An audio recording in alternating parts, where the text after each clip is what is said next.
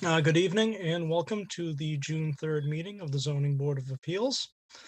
In accordance with the governor's order suspending certain provisions of the open meeting law due to the novel 2020 coronavirus, this public meeting of the Zoning Board of Appeals is physically closed to the public in order to avoid group congregation. There are alternative public access measures in place. The meeting is being televised, as is customary, through Falmouth Community Television, FCTV, and real-time public comment can be addressed to the Zoning Board of Appeals utilizing the Zoom virtual meeting software for remote access. At the appropriate time in the night, the public will be allowed to be elevated and provide public comment. For Zoom login instructions, you can go to www.falmouthma.gov/ZBA. I'll introduce the board at this time. My name is TJ Hurry. I'm the chair of the board. Ken Foreman is the vice chair. Bob Dugan is the board's clerk. Ed Van Kuren is a full voting member. Scott Zelinski is a full voting member. Mary Berry is an associate member. And James Morse is an associate member. Noreen Stockman is our zoning administrator. Ashley DeMello is our recording secretary for the night. And as always, thank you to Justin Shanahan from the Falmouth IT department, giving us technical support tonight, and our friends at FCTV who are helping broadcast everything live. The Zoning Board of Appeals is charged with applying the zoning bylaws for the town, and we consider requests for special permits, variances, and appeals as provided in the bylaws, which have been approved by town meeting and the Attorney General's office for the Commonwealth.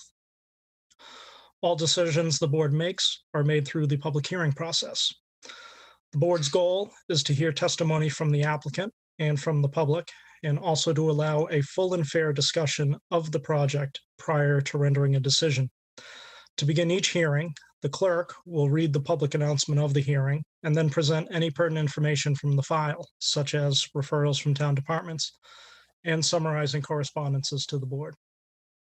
The applicant or the applicant's representative will then have 15 minutes to make a presentation, and time may be extended by vote of the board.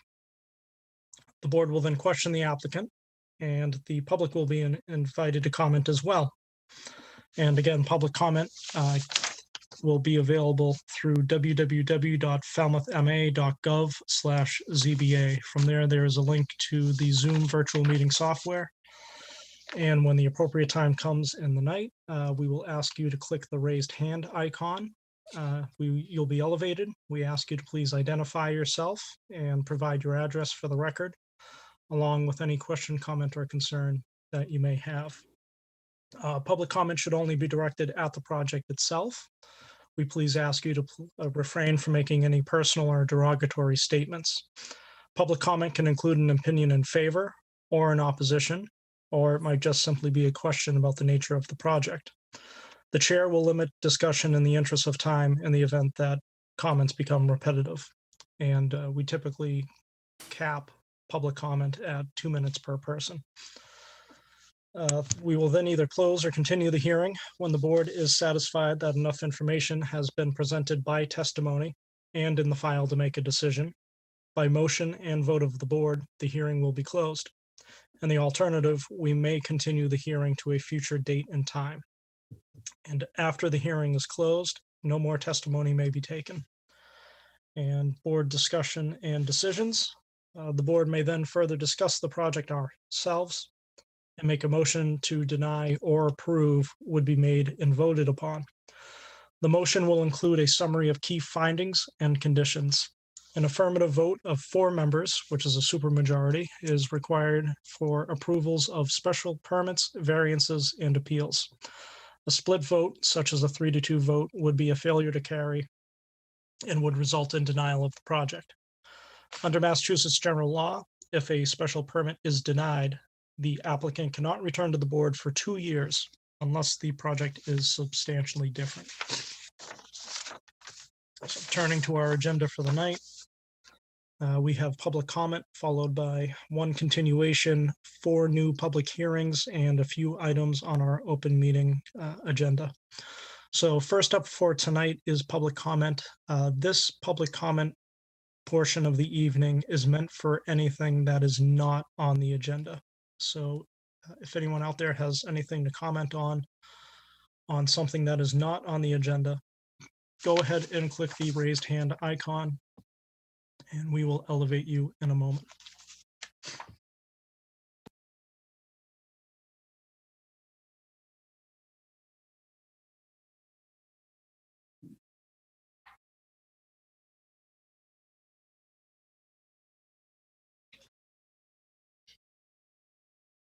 Okay, not seeing anyone for the general public comment period, so we will move on to our continuations. Up first is application 22-21, Messner, 12 Vernon Ave in Falmouth. And I believe Mr. Tom Bunker is representing the applicant. Mr. Bunker, if you're out there, if you could click the raised hand icon to help Justin elevate you, please.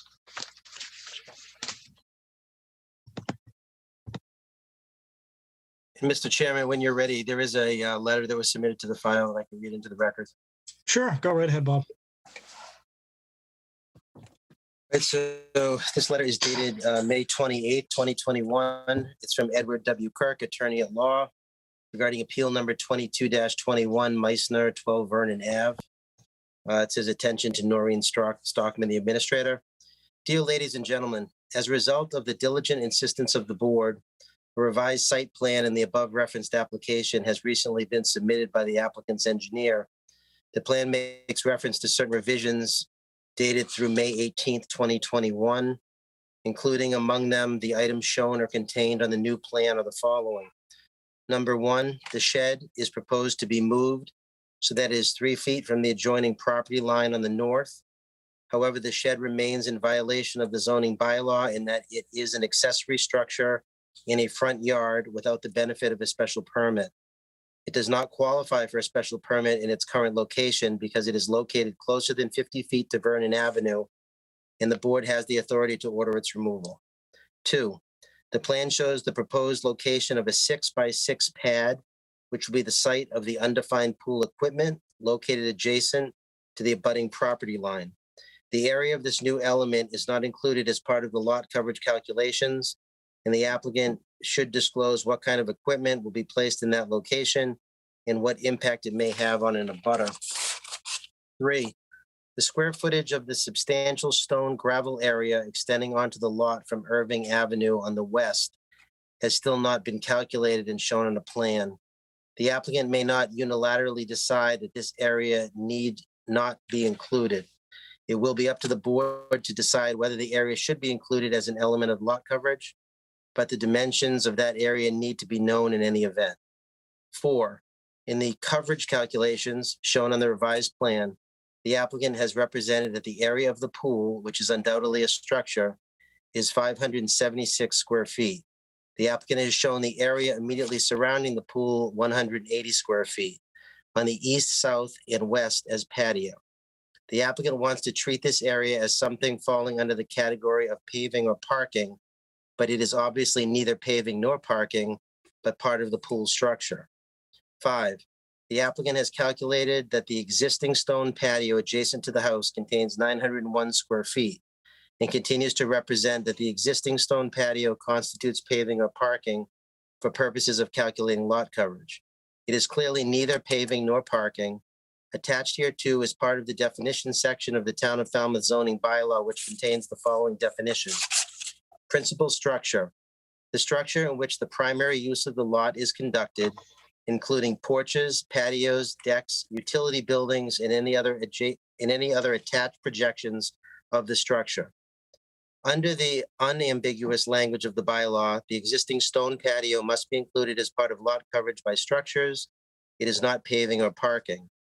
If one totals up the amount of lot coverage by structures arising out of the proposed project, the area of lot coverage exceeds the maximum 25% allowed even by special permit. The lot area is 12,522 square feet. 20% of 12,522 equals 2,504 square feet. 25% of 12,522 equals 3,130 square feet.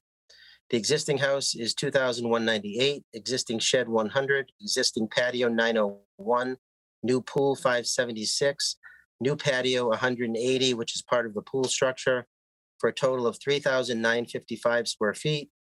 3,955 square feet equals 31% of the 12,522 square feet. 6, the existing residential structure is non-conforming by virtue of its non-compliance with the rear yard setback. An extension or expansion of a non-conforming residential structure may require approval by the Zoning Board of Appeals, including the extension or expansion of the structure by the addition of the existing stone patio. The addition of 901 square foot patio to a 2,198 square foot structure would have resulted in lot coverage of 3,099 square feet, which exceeded the 20% limitation of 2,504 square feet imposed by the bylaw and required a special permit. At the present time, even before the proposed addition of the new pool, which is 576 square feet, and the new patio, 180 square feet, for the pool are added to the area of lot coverage by existing structures, the area of lot coverage by structures, 3,199 square feet consisting of the existing non-conforming principal residence, the unpermitted stone patio extension, in the illegal shed, exceeds not only the 20% ceiling, but also exceeds the maximum of 25%, which is 3,130 square feet, which could be allowed by special permit. Conclusion, behind extensive fencing and without the benefit of necessary permits, the applicant has created a series of ongoing violations of the zoning bylaw. The proposed application is a further violation of the bylaw with respect to limitations imposed on the extent of lot coverage allowed by structure. It would exceed the authority of the board to grant the application, and it must be denied. Thank you for your continuing attention to this matter. Very truly yours, Edward W. Kirk. In the CC'd Tom Bunker with the letter, and the attachment does show principal structure, transmittal letters, and a couple extra pages. And that's the only new submittal. All Besides right. the revised plan. Thank you for reading that into the record, Bob. And for the applicant, we have Mr. Tom Bunker. And I should mention that the voting members on this project are myself, Ed Van Kuren, Scott Zelinski, Mary Berry, and James Morse. So, Mr. Bunker? There we go. Thank you. Yes, for the record, my name is Tom Bunker, representing Rick Meissner. You might check to see if Rick Meissner is in the audience. He might want to be elevated. I'm not sure. We did make changes. I will start by saying that Attorney Kirk seems to want you to upend all of our longstanding classifications of structure, paving and parking, and none of the above. I'll get into that in a moment. At a previous hearing, there were questions because we discussed at the time that we could move the shed to be 3 feet from the property line. And we would also move the hot tub so that it is not a standalone, but move it to be on the existing patio and remove the stone surrounding the hot tub, and also to itemize the coverage. We did discuss at that time, and I think Noreen stated that the gravel area, once we have shown 2 required parking spaces, that the remaining gravel area would not be counted as paving and parking. And went into a little bit also about the classification of a patio. So we have made these changes that were discussed. I did itemize what I consider to be coverage by structures and by paving and parking.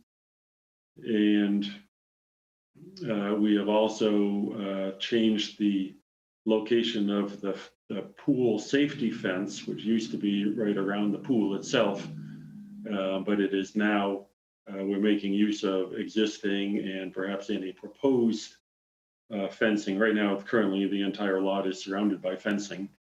But that will be changed as necessary to make it conform to the building code to meet the proper standards for the safety fencing around a swimming pool. And there is also, I think it was discussed that we didn't show where pool equipment would be, so we've put pool equipment on the site also. And that is on, they typically make a fiberglass type pad that supports the pool equipment, and I've never seen that classified as structure either. I can share the screen. Let me see.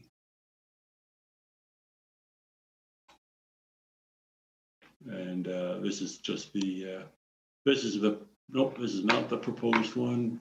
This is the one we had last meeting, and this is the proposed.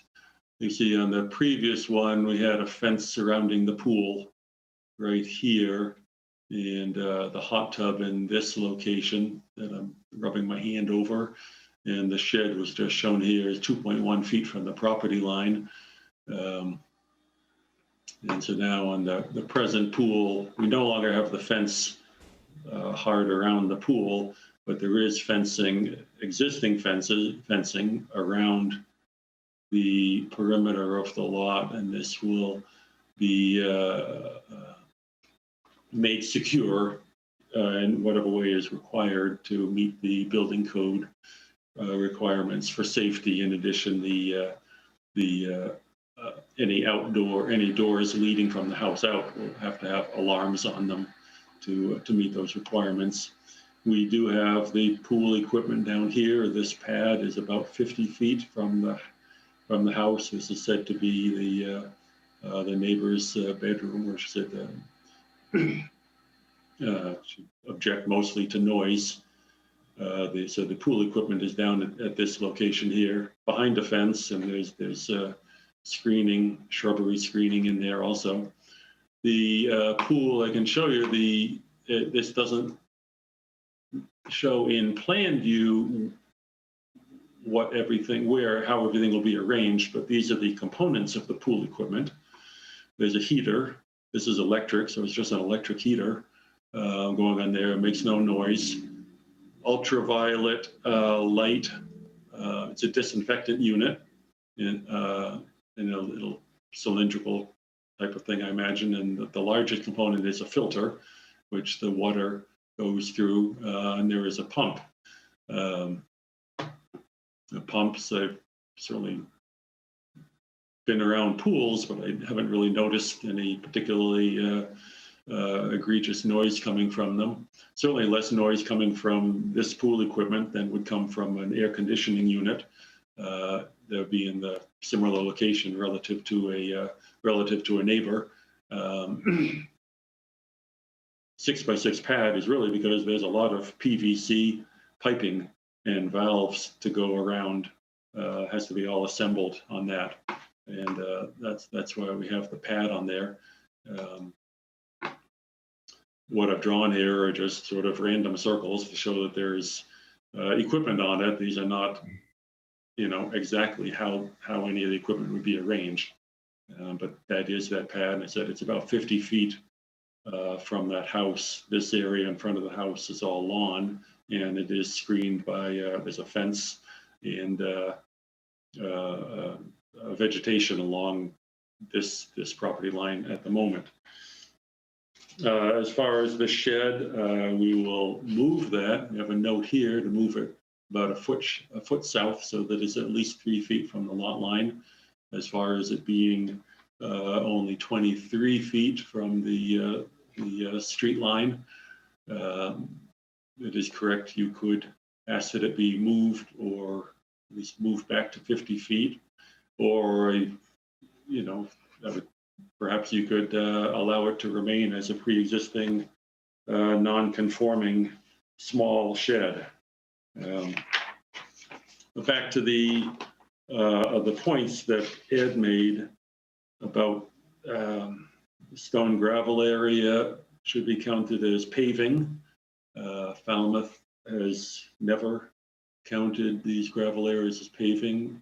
Once the minimum of 2 parking spaces have been accounted for, we could put those 2 parking spaces over here, and then that part of the gravel would not be counted. We actually have gravel in here inside the fence there, and actually you've probably been around in some neighborhoods and seen lots of areas that gravel is used. Gravel or crushed stone is used as a landscape feature, sometimes in the xeriscaping.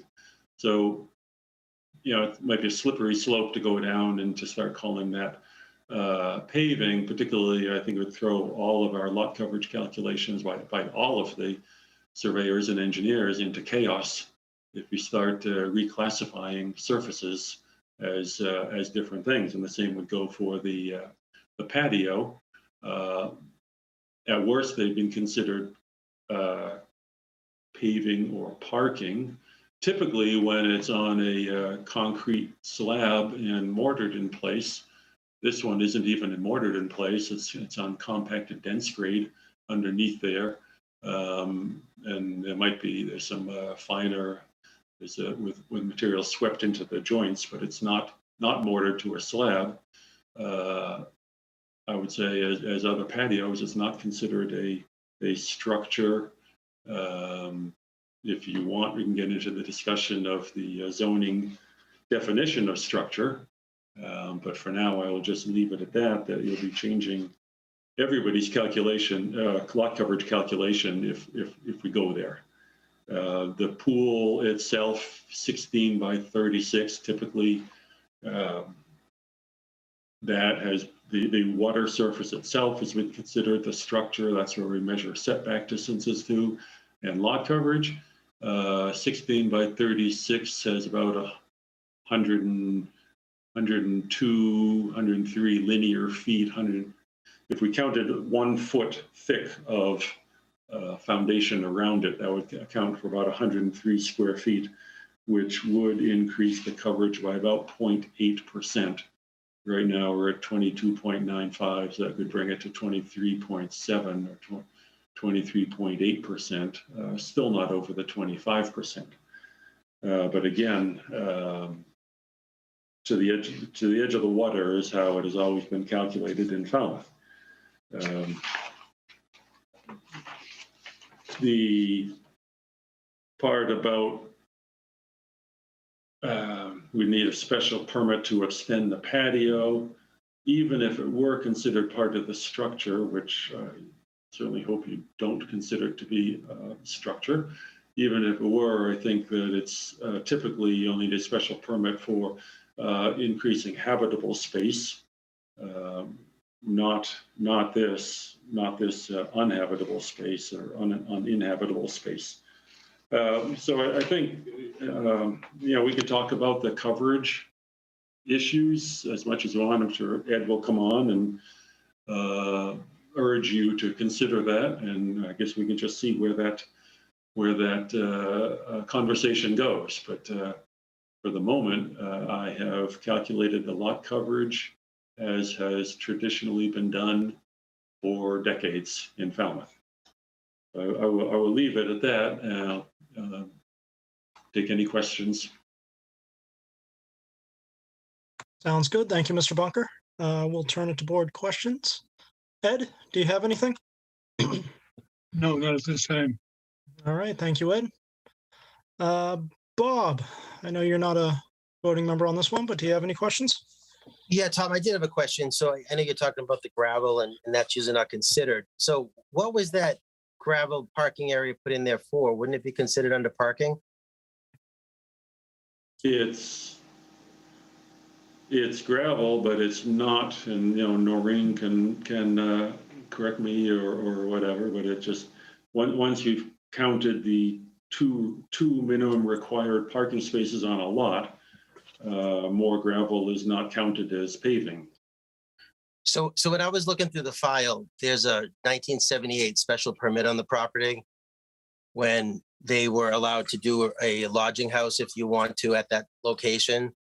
And on that, they required 7 parking spaces. Do you think that's why they have both of those sides? Because it also doesn't allow parking on the lawn or parking on the road. It just seems unusual that you would put the gravel there for any other reason? And I know that I did go by the property a couple of times when I thought I might have been at the first meeting when I wasn't, and they were parking in both of those spaces. They were parking on that gravel area to the left of the house. They were also parking on the gravel area to the right of the house. They were also parking out front on the lawn, which I know wasn't allowed, but I guess I just don't understand why it wouldn't be counted as parking where another permit refers to it as parking. So I might be able to help with this a little bit. I did spend quite a bit of time, particularly more when I started here, discussing what constituted lot coverage or not with engineering. Basically, their proposition to me is that if there is any type of stone, gravel, etc., covering an area, they do not consider that to be impervious. So they don't count that toward lot coverage by structure, parking, paving. They would typically consider a patio area to be lot coverage by structure, parking, paving, but not toward the structure calculation, similar to, if you have a house, the house counts obviously toward your structure. If there's a patio outside the house, that patio does not count toward lot coverage by structure. So I guess what I would say to you here is that if they had their entire lot covered with gravel, obviously they could park literally wherever they wanted, but that would not count against them as parking area. So I guess my question would be, if a prior permit notates that they would need 7 parking spaces, and the gravel area that they have, if they wanted to say just one was a driveway and one wasn't, wouldn't accommodate 7 parking spaces, you'd have to have somewhere else that was considered a second driveway. Right. So I think, the parking provision in the previous permit was related to guests that were staying there, and that obviously they needed a place to park. And, there was a necessity to have a provision for parking being provided. That being said, once the property turns over and you now have a single family use, it may not have been worth their time and trouble to rake up all that gravel. They may have decided just to leave it there because grass wouldn't grow, or they like the look of it for landscaping purposes. But that permit would still be valid and usable, wouldn't it? Let's say they did put in a pool or did whatever renovations they wanted, and then decided they also have a permit that's already been filed that allows you to run it as a lodging house. Well, so unless they give it up, how does that permit just go away? Doesn't it mean that you have to still meet the former conditions? Well, what I would say is, first of all, the lodging appears to have been given up, if you will. So I would not advocate that, even though the special permit was not dissolved or didn't end at a particular point in time, the fact that the property turned over and that it's now being used as a single family home, I would suggest to you that if they wanted to use it as a lodging home, they would need to come back to the board for a permit for that use. So that prior permit then is not valid any longer, the permit that's recorded? That would be the way I would understand it. All right, I guess my only other question is, Tom, on the pool equipment, just because I've had experience in exterior pool equipment. I very rarely have seen it where it hasn't been housed because of the noise of the filter. Usually people put some kind of housing in it or try to put it in the garage, or like you have a shed, try to put it in a shed, because it can get extremely noisy and echoey if you don't have something to buffer the noise out. So is there any reason they decided not to house it? Not that I know of, and I'm sure that if that were a requirement, I guess I might get into having to be 3 feet from a lot line, though, if a minimum setback. But if that was a requirement to house it in something, then I'm sure that could be done. Yeah, I'm just thinking about when there was a comment at the last meeting when I was watching the video that the applicant didn't seem concerned because his kitchen was on that side of the house, but so he wasn't as concerned with the noise. But I guess my concern is there isn't much of a buffer between that pool equipment pretty close to the lot line in the property next door. And you also have the public park that's out there. So I would think that the applicant would want to consider trying to house that somehow. Mhm. That's all I have. Thank you, Bob. Scott, anything? Yeah, hi, Tom. On the notes, with regard to the septic system was drawn as, using the interpretation of the installer's sketch. You have no concerns with the setback from the septic to the pool, because what is that, a 20-foot setbacks required to install a pool? It's 20 feet required. The way we have it, it's about 35 feet. Right, so you have no concerns over that, I mean, meeting that setback, even though it's not identified, right? Correct. Okay, and you being a certified engineer and surveyor, through testimony, you validate all your calculations on this plan, correct? As I understand the proper classification of all of them, yes, I do. Okay, and my last question, Mr. Chairman, is for the clerk.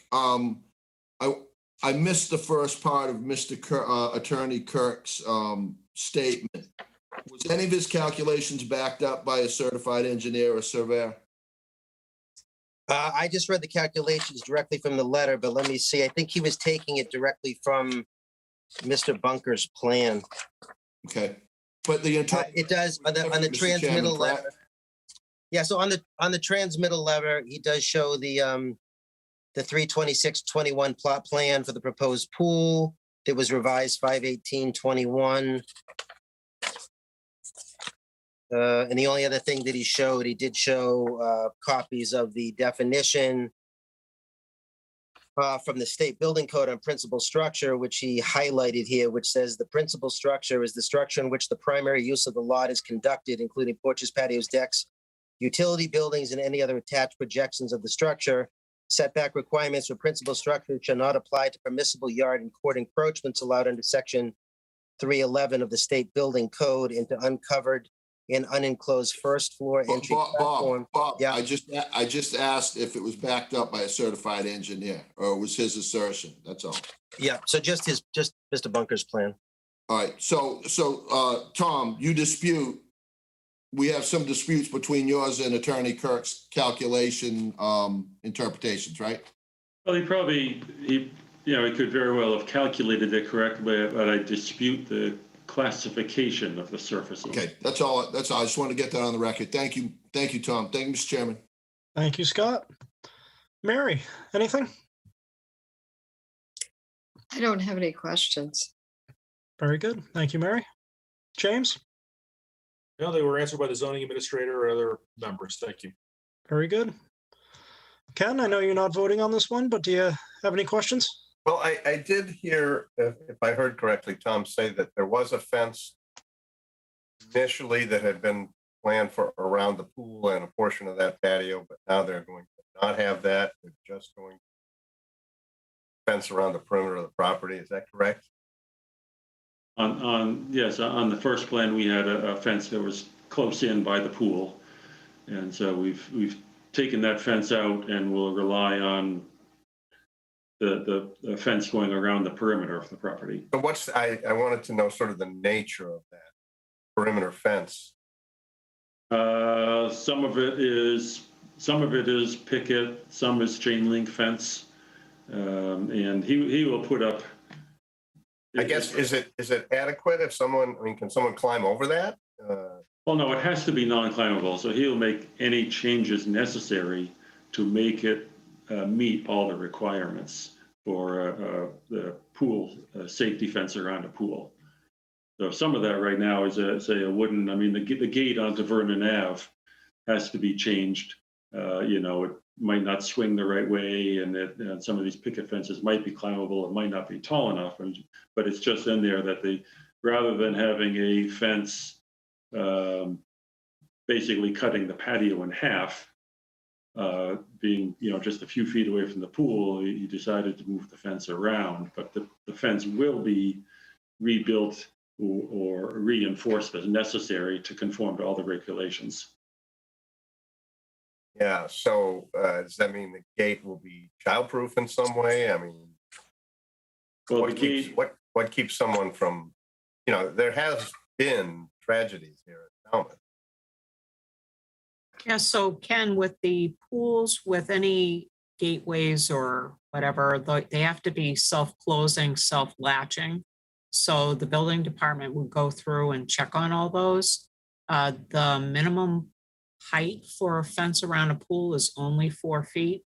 I would advocate where I had 2 sons that 4 feet was a very low fence for them to Right. get over. But that's the state requirement. And then as Tom pointed out, if you have a fence that surrounds your property such that your house has immediate access to your pool, you have to alarm all doorways from the house that exit to the yard, because anybody like a little kid going out a door now has access to the pool. So Right. that can be something that people find irritating, because literally every time you go in and out of that door, you will have an alarm, but that's the requirement. Right, well, so that was, I was gonna get to that question next, which was that an alarm that is on all the time? Homeowner just turned it off. I lost the end of your, Is that an alarm that's on all the time, or can the homeowner just turn it off and? no, it's all 24/7. You have to have it working all the time.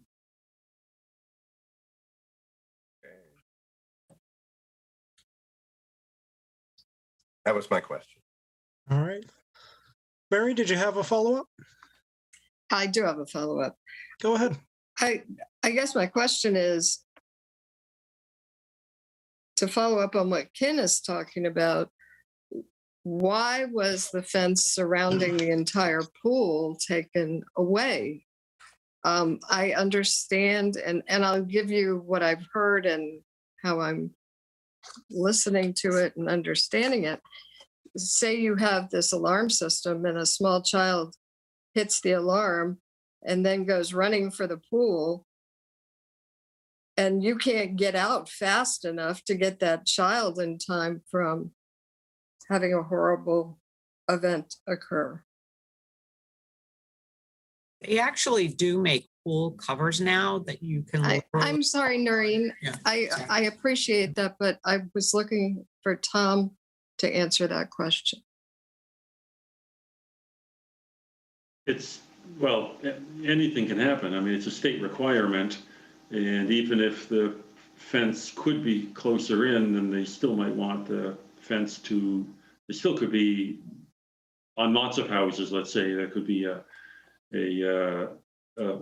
door within the fenced area. I mean, it is a requirement, and kids, and I think mainly that they're talking about small kids that may or may not be able to reach or easily reach the knob or operate the knob for a door, but it's perhaps true. I don't know how loud these are, or how quickly a kid can run and go into the pool. Hey, my question at the beginning was, before in the prior plan, which was dated March 26th, we saw where there was a fence around the entire pool. Right. And then it was taken away. And so my question was, why was it taken away if you think about the safety aspects? It was taken away, I'd say it was put in the first place because Mr. Meissner had not yet decided where he would want the fence. That is, often when we do a pool, if we don't have other direction, we will put it sort of as we did on the first plan, without getting into too much detail about where it might go. And in the interim, Mr. Meissner decided that he would like to have the fence around the perimeter of the property. And if that meets all of the health and safety regulations, then that's his choice.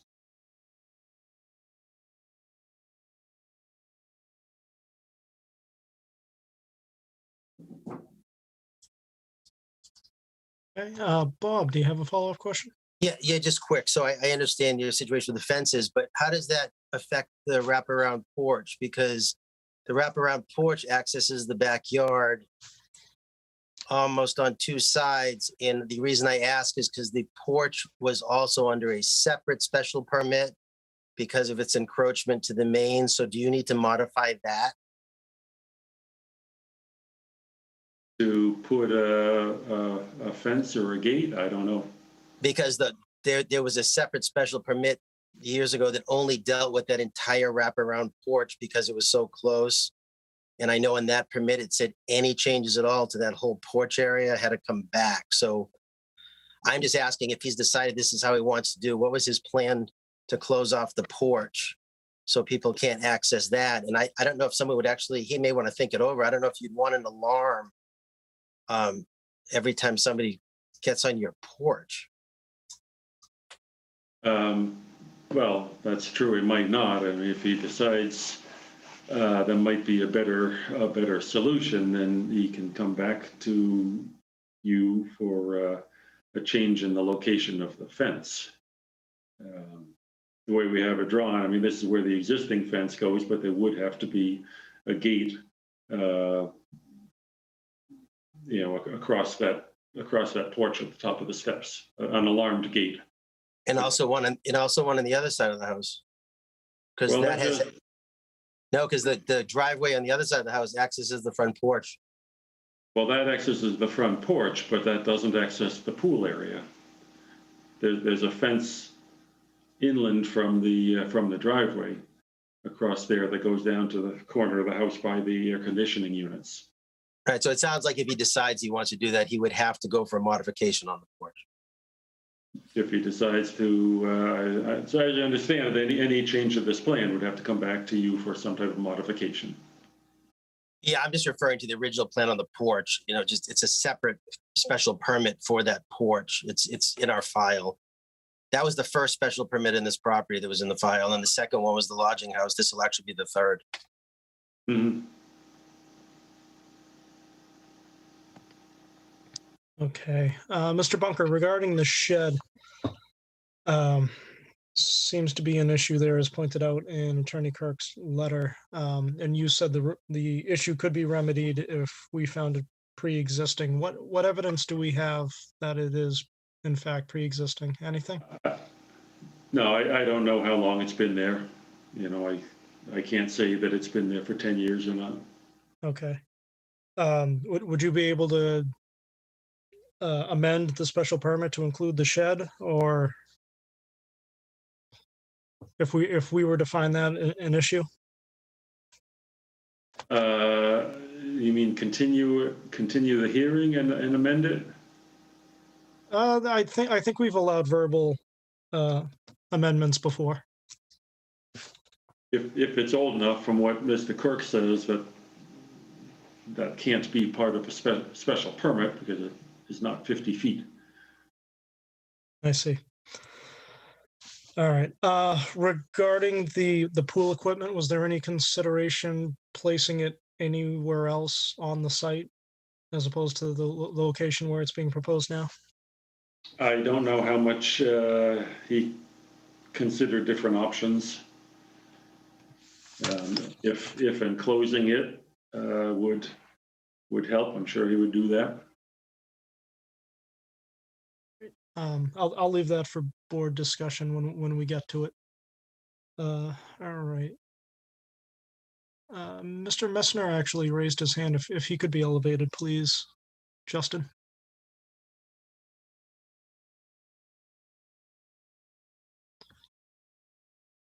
All right. We have you on audio, Mr. Messner. Hello, can you hear me? Well, yes, we can. Welcome. I'm sorry for the delay. I was having some serious technical difficulties in getting in, but here I am. So I'm not sure. No where worries. We've all experienced it in the last year. No worries. Yeah. So I'm not sure where we are at the moment. But if there have been any questions that I could address, I'd be happy to address them. There was one whether the pool equipment could be enclosed to muffle any noise. Sure, I would consider that if that was required. And there was some discussion about the location of the fence. What were we just on, the shed? Oh, we did bring up the shed too, yeah. So what was the question on the shed? To eliminate the shed? Well, no, I think TJ suggested that we could, well, perhaps verbally change to allow the shed to remain in the front yard through this special permit. Whether that will fly or not, I don't know. Or more, it could be eliminated or moved to be 50 feet further, 50 feet from the street line, or possibly allowed to remain in some way. And what would the board like to see me do with the shed? Not sure yet, Mr. Messner. I'm just throwing it out there for board discussion later in the hearing. Okay. So we'll get to that point, but we're just identifying a couple issues with the project as it stands right now. Oh, okay. Yeah, I thought there was concern that it was too close to the lot line in the last meeting, so I'm certainly willing to move it to fall within the guidelines. So I'm certainly willing to do that if that's what's required. All right, thank you for that. Any questions from the board for Mr. Messner since he's available?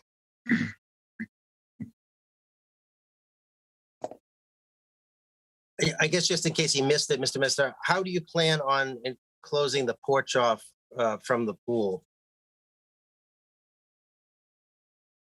I think the request was that we put a gate on it. So just so you're aware, you may have to modify one of the other special permits that has to do with those porches Mm-hmm. if you're going to modify the porch. Okay. Was there a specific reason you decided just to take the fence away from it seemed to work just around the pool itself? I wasn't sure it was necessary because the entire yard is already enclosed with a fence. So I wasn't talking to Tom and looking at other pools in the area. I just wasn't sure that it was necessary to have two fences. So I was just wondering if I don't need to put a chain link around the fence because the fence is the yard is completely enclosed, then I'd prefer not to add an additional fence if I didn't need to, but and then secure a gate on the porch and then alarm on the door if that would suffice. If it will not, then I just need to know that from y'all. That's all.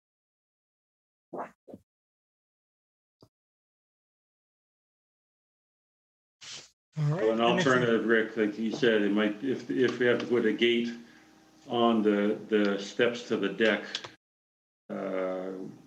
if that gate would have to have an alarm in it, I suppose, then that alarm would go off whenever somebody went up to the house, at least through that entrance. Yep. And just looking at it, we could put a fence between the walkway and the small retaining wall there, Mm-hmm. so that they would not have to have a gate, and they would not have to have an alarm at that location. Okay, I'd be willing to do that. We could move that. I'd just be moving or putting a new fence, let's say at the base of that, near the base of that retaining wall where there's a 45-degree angle in the house. Mhm. If you want, I can share my screen and show.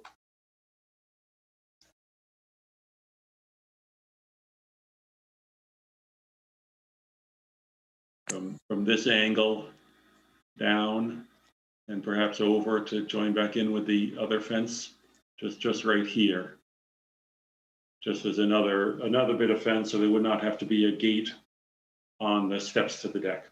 Sure, that would be fine with me. And that way I won't have to worry about putting an alarm and all that on the deck area. Yeah. I would be fine with that if that's what the board would be happy with. I'd be willing to do that.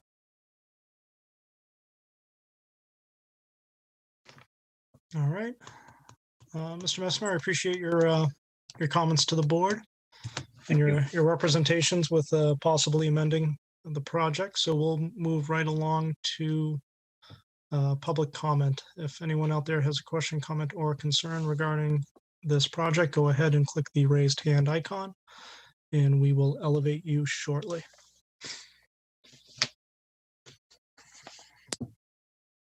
All right, I see that we do have Attorney Kirk. If he could be elevated, please.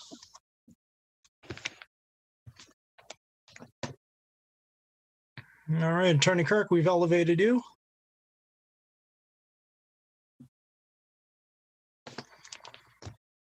Just have to turn on your microphone. And if I remember correctly, I don't think you have Yes, video capability. Welcome. Thank you very much, Mr. Chairman, members of the board. I'd just like to hit 3 points here. One is with respect to the shed. It can't be allowed by special permit. It has to be, unless it is 50 feet back, because it's in a front yard, and you can't just ignore the 50-foot requirement and try to fold that into another special permit. It would require a variance to be where it is now. With respect to the gravel drive on the south side of the house, the plan identifies the lead-in, if you will, as gravel drive. And that's clearly what it is. It's not an ornamental garden. It's not there for decoration, although I do think that it's very attractive as a parking space goes. The so-called gravel drive and parking space on the north side of the house is probably the less, shall we say, practical. It's been chosen for purposes of calculating lot coverage, I think, because it's only 324 square feet and showing 2 parking spaces, one behind the other. It's very narrow to the lot line. It's more of an alley. With a house like this and a family and so forth, clearly the primary parking area is on the south of the house. And I don't think you can call it anything other than parking. I'm not saying it's paving. I'm not saying it's structure, but it has to be looked at as parking, even if it's parking on gravel. With respect to the patio, you can't ignore the language, the plain language of the bylaw. I don't think the town engineer has a voice or a role to play in deciding this question. If the bylaw says that a patio is part of the principal structure, it's part of the principal structure, and you have to include it for purposes of lot coverage. There's just, you can't be talking about policy and that sort of thing. You have to follow your own bylaw, and if you don't, you make decisions that clearly deviate from the plain language. That's what the court says, decisions which are arbitrary and capricious. Now, Tom's the engineer, and he's done the calculations, and it was important, I think, that he gave us his calculations. And I don't disagree with his calculations, and I haven't heard him disagree with my math based on his calculations. The dispute centers on an interpretation of your bylaw. And if it's a patio, I don't think there's any question that this project cannot be approved, because when you total up the house, the shed, the pool, the existing patio, and so forth, you exceed the maximum of 25% of lot coverage by structures. And I think that's where you have to come out on this. You just can't ignore your own definition. So that's all I would like to say, just to sort of follow up on the items of my letter. And thank you very much for your attention to the letter and to the observations that we're trying to make. Thank you. Thank you, Attorney Kirk. If you stay with us, I'll check in with the board and see if they have any specific questions for you. So, board members, any questions for Attorney Kirk? All right, not seeing any. Attorney Kirk, thank you very much. Thank you, Mr. Chairman. Could I speak about this patio issue?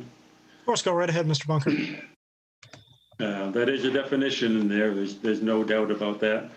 And I have nothing to support my belief that this definition is made mainly for business structures. When it talks about the primary use, there are some patios I can say in town. One I could think of is a restaurant, at least one restaurant on Main Street that has a large concrete patio where they conduct the business of the principal structure, which is a restaurant, and they conduct it outside on this patio. And I think that's possibly a clear example of where that could be used, could be applied as being part of the definition of principal structure. I don't know if anybody has classified that. If you know which one I'm talking about, it used to be the Eastern Bank. But that's one way, and I could split hairs and say that this being bluestone, blackstone, whatever you might call it, dry laid on compacted dense grade, could be said that this patio is not connected to the principal structure. So there are ways you can split hairs, and there are ways it could be debated. I don't know which way that would come out, but I will say that if patios start to be called structures all over town, as I said before, there'll be chaos in some of these. There'll be many, many non-conforming lots if all these patios now have to be considered structure. Right, appreciate that, Mr. Bunker. Any last follow-up questions from the board? Mary? Yeah, I have one more question for you, Tom. Over there on Irving Avenue, where we have this gravel area that is not shown on the plan as parking, is there a curb there? No. I know when I went by, people were parked there, using that as parking. Now, there are places in town where there's actually asphalt paving, but there's a type of asphalt paving that's pervious. And I haven't, I just maybe did one, but I've, heard of other engineers, including this pervious asphalt paving, and it doesn't count as in this category, even though it's clearly paving, but it's pervious.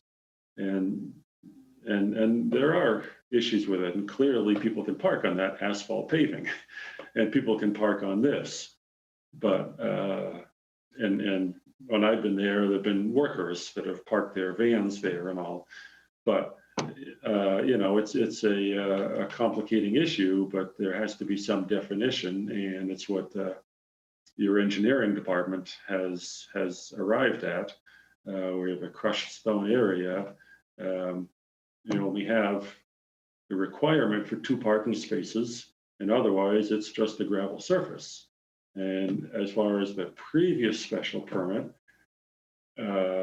maybe it had to be shown as parking when there was a requirement for 7 parking spaces, but there's not a requirement for 7 parking spaces on this lot anymore, only 2 spaces. So that's what we're showing. All right, thank you, Mr. Bunker. Any last follow-up questions from the board?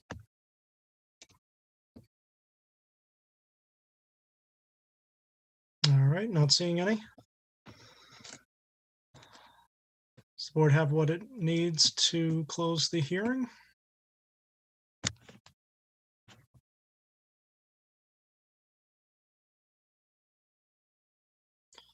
Not everyone at once.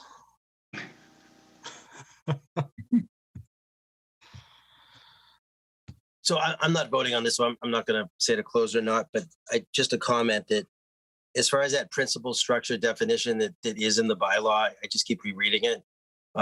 Whether this application or any other, we are going to need some kind of information regarding this definition because I know that I haven't been looking at patios as any part of a structure, but it does appear to be included for some reason. It doesn't say why. So either way, we're going to need to find out if that's something we need to start looking at or not. Thank you, Bob. Would the board care to have discussion prior to closing the hearing?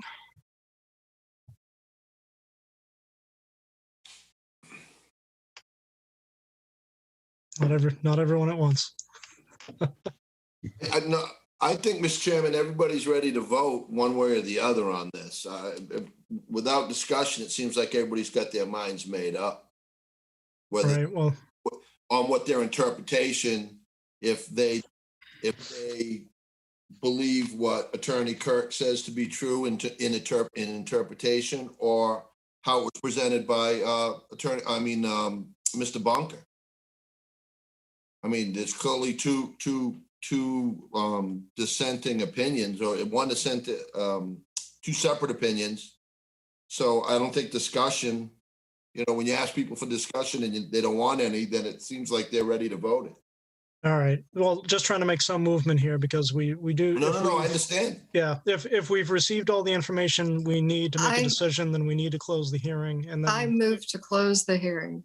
All right, I'd thank you second Mrs. Berry's motion. Thank you very much, Mary. So motion to close the hearing made by Mary and seconded by Scott. Roll call vote. Ed? Ed Van Kuren, aye. Thank you, Ed. Scott? Scott Zelinski, aye. There you go. Thank you, Scott. Mary? Mary Berry, aye. Thank you, Mary. And James? James Morse, Thank you, James. And TJ Hurry, aye. So passes unanimously. The hearing is closed. And how would the board like to proceed? Would you like to have a quick discussion about the project? Because I believe the applicant did propose a few changes that he was amenable to. Yeah, I'm good with that. I'll have discussion if anybody else wants to engage in it. Sure. Why don't you start us off, Scott? The way I look at it is no matter what happens with this pool, that property with its paving or not paving or parking or not parking isn't going to be changed by any of this pool. I think by moving the shed at all, you are decreasing the nonconformity over there. And clearly, I don't know what the shed's been there for however long it's been there. I think that the arguments are that they don't want the pool. They don't want the pool there. My concerns would be, I would much rather see a fence with a gate around that pool to make it safe. I think that is the clear intent. I don't like the alarms, even though that's what is required by the state. I think they're still dangerous. I would much rather prefer a fence around that with its own gate. But other than that, I would be ready to improve that if the applicant would cover his pool equipment and beef up the fence, beef up the fencing around the pool. I'd be in favor of the project. All right. And what about, do you have any opinions, Scott, about the pool equipment, whether it be covered or moved from its current location? If you're going to here's how I look at it. If I'm proposing this, which I'm not, and I'm getting pushback from the neighbor, I would want my pool equipment as far away as I could. And that would be part of my proposal if it was me proposing this. If he wants to go the way it is, that's up to him, and that becomes part of our calculations when we vote it. That's all. That's how I look at it. Right. Well, I'm not telling him how to build his project. I'm voting it on how I think what the effects will be. Right.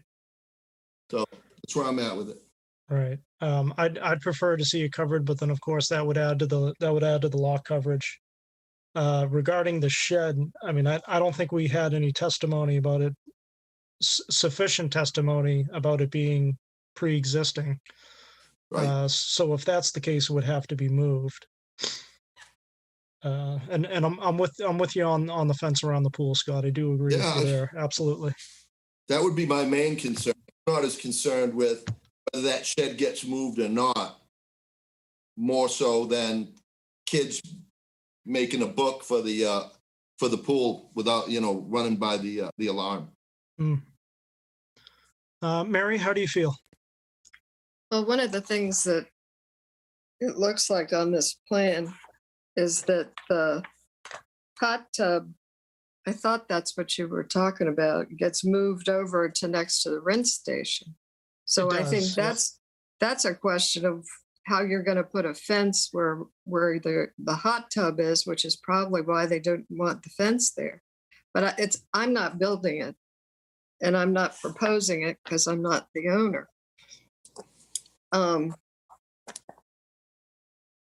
I just think we talked about this at the prior meeting, and we asked for more specificity on the plan, and I just really don't think that we have much here that shows all of the answers to all of those questions. I mean, and here we are talking about it again. So, I even have concerns about the fact that you have a special permit out there that says they could use it as a B&B for 11 overnight people. Understood. It being so old, it might be considered abandoned, especially since they've changed use of the property. But when? And we don't have that information. It's just like you said about the shed. Hmm. I mean, you can't assume the person has to bring evidence that it was there back when. We can't just say, oh, it had to have been there. It's an old Right. shed. Right, and it is just a shed, but you're right. It would have to be moved. I don't think there was enough evidence to show that it was pre-existing. And I still have concerns about what's in the bylaw. And I can't speak to how engineering decides things, but that's our job, is to look at the bylaws and the zoning bylaws and enforce what's in the zoning bylaws.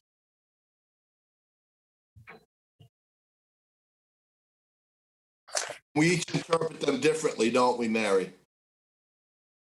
We certainly can do whatever we Isn't can that vote part of whatever our way job? we want to, Scott. That's exactly right. And you're right. But that's And why, I can give why you there's so another many members. example of something that to consider where things change is that patios now become outside of cook areas, as outside kitchens, outside just about everything. So a patio isn't what it used to be back in the day. And It's I'm only still bringing that more up for the area. future and for us starting to think about how things have changed the way people live. Appreciate the comments, Mary. James, how do you feel? Some of my concerns were addressed with Noreen's answers concerning whether or not a stone patio was considered paving or not. My reservations the last time concerning the pool equipment have been answered. The shed issue, I think this is about a pool rather than a shed, but I think the shed is either going to have to be removed or come into compliance. So, thank you. All right, thanks, James. And Ed? I say just move the shed and stop talking about it. Well said, Ed. All right. Maybe it might be beneficial to direct Noreen to draft a positive motion for us to review, given the time and the rest of our schedule for the evening. Yes. All right.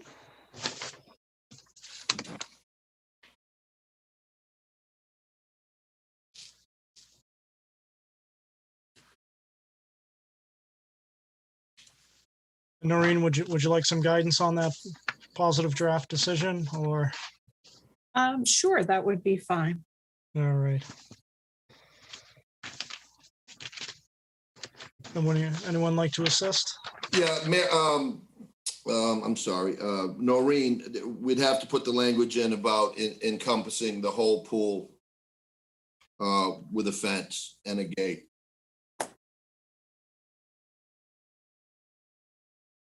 So I think while I guess, so here's the thing is that the actual location of the fence for the pool will have to meet code, which would be enforced by the building commissioner.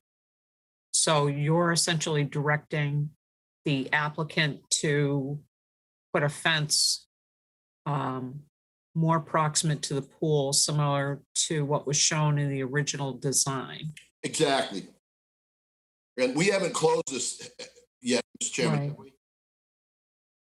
I'm sorry, Scott, what was that? We haven't closed the hearing yet. Oh, we have. Oh, I'm sorry, I missed it then. Yep. Yeah. That would be my big sticking point, and I agree with the rest of the members about the shed having to be moved. If there's not enough specificity about it being pre-existing, then it would have to be moved too. Right.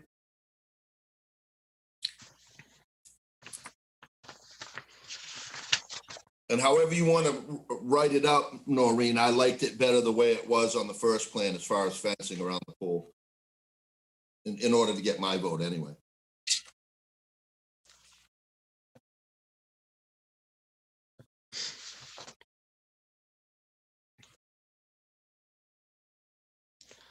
All right. Anything else to help Noreen draft that decision?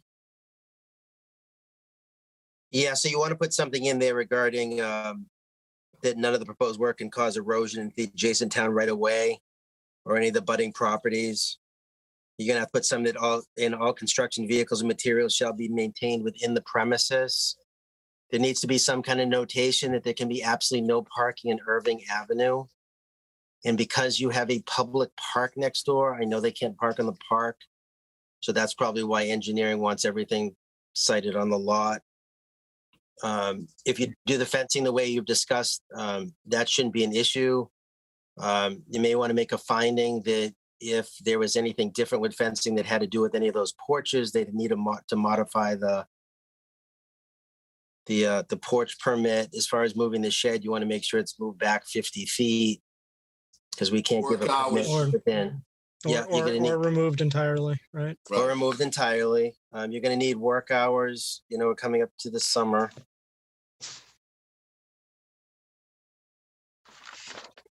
How did you decide on the is it the equipment enclosed or not enclosed?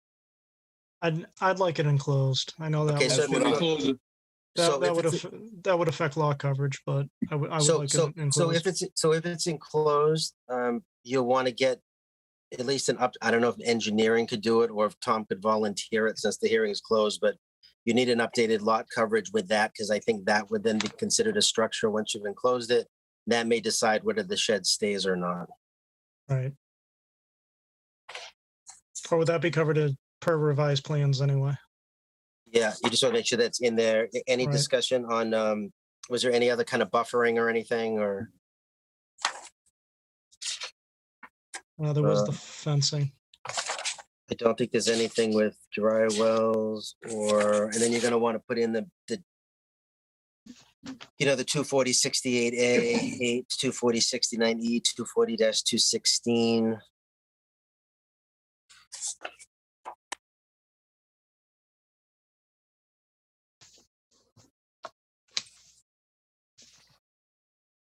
I don't know if you want to or not, but you may want to put in the findings that the definition that's in the bylaw that there was a conflict over. I think we're going to see that again. I don't see any other really referrals, Noreen. I think that's probably, let's see, any connections, utilities. Usually I don't with know. overburden on the dig, they'll haul it right away. There's no room to put it on site anyway, Noreen. So they'd have to haul the overburden from the dig off the site immediately when they're doing the excavation. You may also want to put as in a finding or a comment. So we have a town bylaw regarding pools, and it's basically when you empty them, And they voted in at town meeting a couple of years ago so that no water can be ejected onto any kind of a public way or other property. So I don't know if they would need any kind of drainage so that doesn't happen. That's what that 50-gallon dry well is for on this, that's connected to it. It's like, Yeah, I would just notate it so that anyone that owns the house knows that that bylaw is in effect because it, as soon as the fall comes, all the streets flood. Right. Anything else?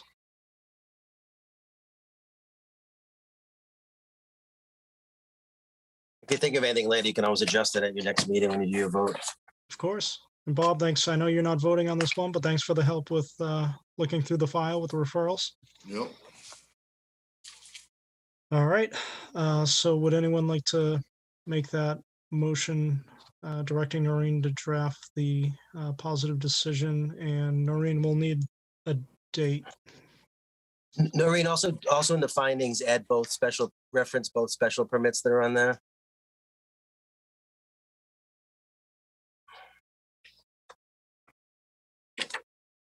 You may even want to put that it was the board's position that the lodging permit was abandoned, if that's what you're looking at.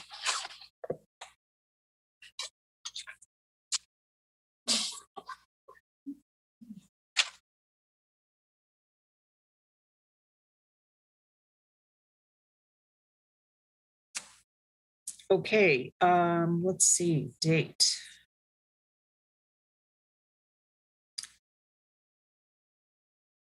So we could, you are going to be very busy on June 10th. If you think this will be quick, we could add this to that.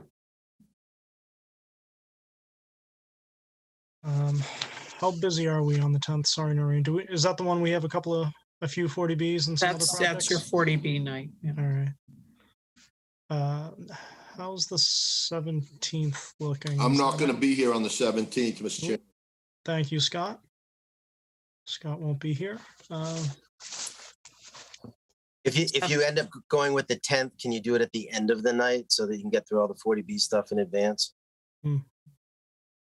Good. All right. Sounds like the 10th it has to be then. Would anyone like to make a motion? I'll make a motion to draft a positive motion Second. As described by the chair. All right. And that'll be for the next meeting, June 10th. So the motion was made by Scott, and I already heard Ed with a second, so that's good. Yeah. All right. Roll call vote. Ed? Ed Van Kuren, aye. Thank you, Ed. Scott? Scott Zelinski, aye. Thank you, Scott. Mary? Berry, aye. Thank you, Mary. James? James Morside. Thank you, James. And TJ Hurry, aye. Passes unanimously. Mr. Bunker, thank you for your time tonight, and we will see you back here June 10th. All right. Thank you for listening. Thank you. Good night.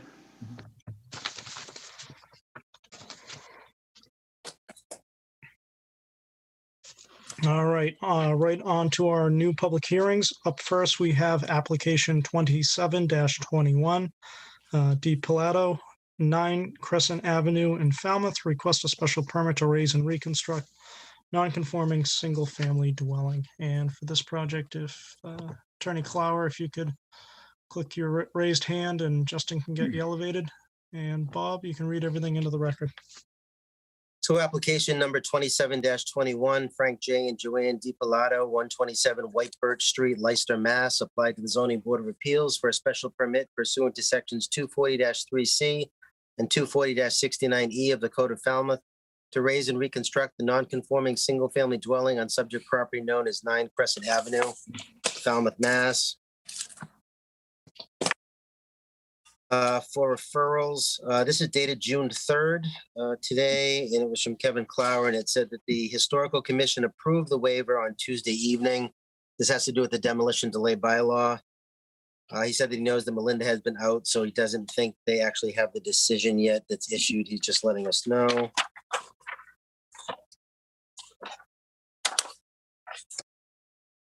From Concom, the Concom voted to approve the above referenced project under a negative determination through a request for determination of applicability. And the conservation staff has no additional comments. They did attach their determination paperwork.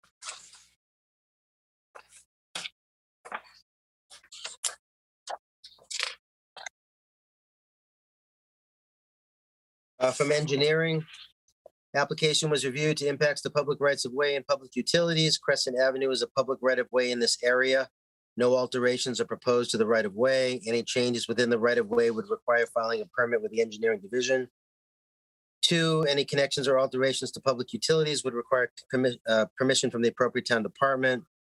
3, the project must not direct any stormwater runoff to public property or butters of public rights of way. 4, dry wells are proposed for the roof area. 5, we recommend the following condition be included. Upon completion of construction, the applicant shall post the address for this residence per subsection 99(1), affixing of legible numbers required with time limit for compliance. 6, where this is a small lot with work close to the town right of way and no street opening or driveway permit would be required. We request that erosion and sediment controls are included for the project to protect the town right of way. We recommend the plans be revised to include erosion and sediment controls across the front of the lot. They did give an example in their referral. We recommend the following condition be approved. If it's improved, that this be included. Construction of this project shall follow the town's soil erosion and sediment control standard conditions document found on the engineering division's page of the town's website. Any references to the Department of Public Works Engineering Division shall be replaced with the Zoning Board of Appeals, who will be the permitting authority for the project. From the Water Department, from Cathal, the water main and service must be on the plans. The existing home is a 1-inch service fed from a 2-inch line, and the Water Division will provide a radio read meter for inside the new home. From Fire Department, the Fire Department has no issues with the project as drawn. Assessors, no comment. And then for the Planning Department, it says the property is on the list of significant buildings. The applicant needs to apply for a waiver of the demolition delay, which is the reference that Mr. Clower mentioned in his letter. And no letters of comment. All right, thank you, Bob. And the voting members on this project will be the regular voting members. Attorney Clower. Good evening, Mr. Chair, members of the board. For the record, my name is Kevin Clower. I'm an attorney here in Falmouth, and I represent the applicants Frank and Joanne DiPilato, as they are the owners of 9 Crescent Avenue. As has been mentioned, they're seeking permission to raise and rebuild the existing non-conforming dwelling. This property at 9 Crescent is located kind of at the western edge of Falmouth Heights. It's abutted by residential properties on 2 sides and a large commercial building to the east. It's on a lot of just over 4,200 square feet. It's located in the residential C zoning district, and it is in an AE 13 flood zone. As has been mentioned, it is on the list of historically significant structures, although even Ed Haddad said he couldn't figure out why. And it has we have obtained approval for waiver of the demolition delay bylaw. Presently, there's a 3-bedroom single-family dwelling with a shed and a large deck, a footprint of 1,075 square feet. This is non-conforming in a number of ways, including front yard setback, where it's 5.3 feet, where 25 is required, side yard setback, where it's 9.2 feet on the west, where 10 is required, and lot coverage by structure, where it's 25.4%, where 20% is allowed by right, and up to 25% by special permit. The applicants have owned this property for about 8 years, and they're looking to make some upgrades, but it needs significant repairs, both aesthetically and structurally. It's actually pretty structurally compromised. Given the location in the flood zone and the scope of repair and improvements, it necessitates compliance with the flood zone standards, so they really feel they have no option but to raise and rebuild. And pursuant to the building code and the FEMA requirements, they'll be raising the structure so that all habitable space and mechanicals are at least 1 foot above the flood zone elevation, putting it at elevation 14, just above 4 feet above the existing grade. They proposed a new 3-bedroom dwelling with a new 3-bedroom septic system, and all of the existing nonconformities are either eliminated or improved. The front yard setback is improved from 5.3 feet to 8.7, side yard 9.2 feet to 9.5, And the lot coverage by structure goes from 25.5 down to 24.9. So with the issuance of a special permit under 240-69E, that nonconformity is eliminated. The proposed ridge height is 29 feet, and this will comply with the flood zone requirements. Due to the existing nonconformities, this does require a special permit under 243C and 240-69E. In 243C, the threshold question is it substantially more detrimental than what exists? We're to consider the whether or not it creates any new dimensional nonconformities, impairs views and vistas from public ways, and reasonably conforms to the average dimensions in the neighborhood. In this case, there's no new nonconformity created. The nonconforming front and side yard setbacks are improved. Nonconforming lot coverage by structure is lowered and eliminated, and there's no effect on views and vistas of the public. It is consistent with the neighborhood. Similarly, under 240-69E, the board is asked to consider the size and height of the structure in relation to the average size and height of structures in the neighborhood, the effect of shadow on adjacent properties, the impacts of views and vistas from public ways, and the effect of nitrogen on coastal embayments. Here, we have no real impact on the views and vistas from the public ways. It's actually not a dissimilar structure from what's there today, but for the fact it's going to be structurally sound and compliant with flood zone standards. There's no significant change to effective shadow. There's no effect of nitrogen on coastal embayments, same number of bedrooms as at present. And as I mentioned, there is going to be an upgraded septic system. And as to the size and fit with the neighborhood, we looked at the 28 properties within a 300-foot radius. And of those 28, 21 have larger gross floor areas, and 24 have larger footprints, which is pretty staggering. So this property, as proposed, remains among the smallest in the area. The project represents a significant improvement over the existing conditions. It replaces an aged septic system and in a house that's in significant disrepair, both aesthetically and structurally. It will not create any new dimensional nonconformities. It improves existing nonconformities and eliminates an existing nonconformity. And it meets the requirements of 243C, 240-69E, and 242-16. For these reasons, I believe that the board can grant the special permit, and I ask that you do. I'd be happy to address any questions that you might have at this time. All right, thank you, Attorney Clower. Turning it to board questions. Ed, anything? Nothing, no. Thank you, Ed. Mary? I have no questions. Thank you, Mary. James? Questions, thank you. Thank you, James. Bob? Kevin, did you say the flood zone is what, AE 13? That's correct. So regarding the septic system, so I know the current property has a variance. So do they run off of the same variance for the new system? So I spoke with the engineer, Matt Costa, and he's spoken to Scott directly about this. And Scott said they'd be able to effectively do this over the desk because they're actually improving over what's there right now. So it won't require the issuance of a new variance. Okay, so will any of the conditions from the original variance still comply? I think that would still be the case. I don't think the variance is lifted just because there's a new septic installed.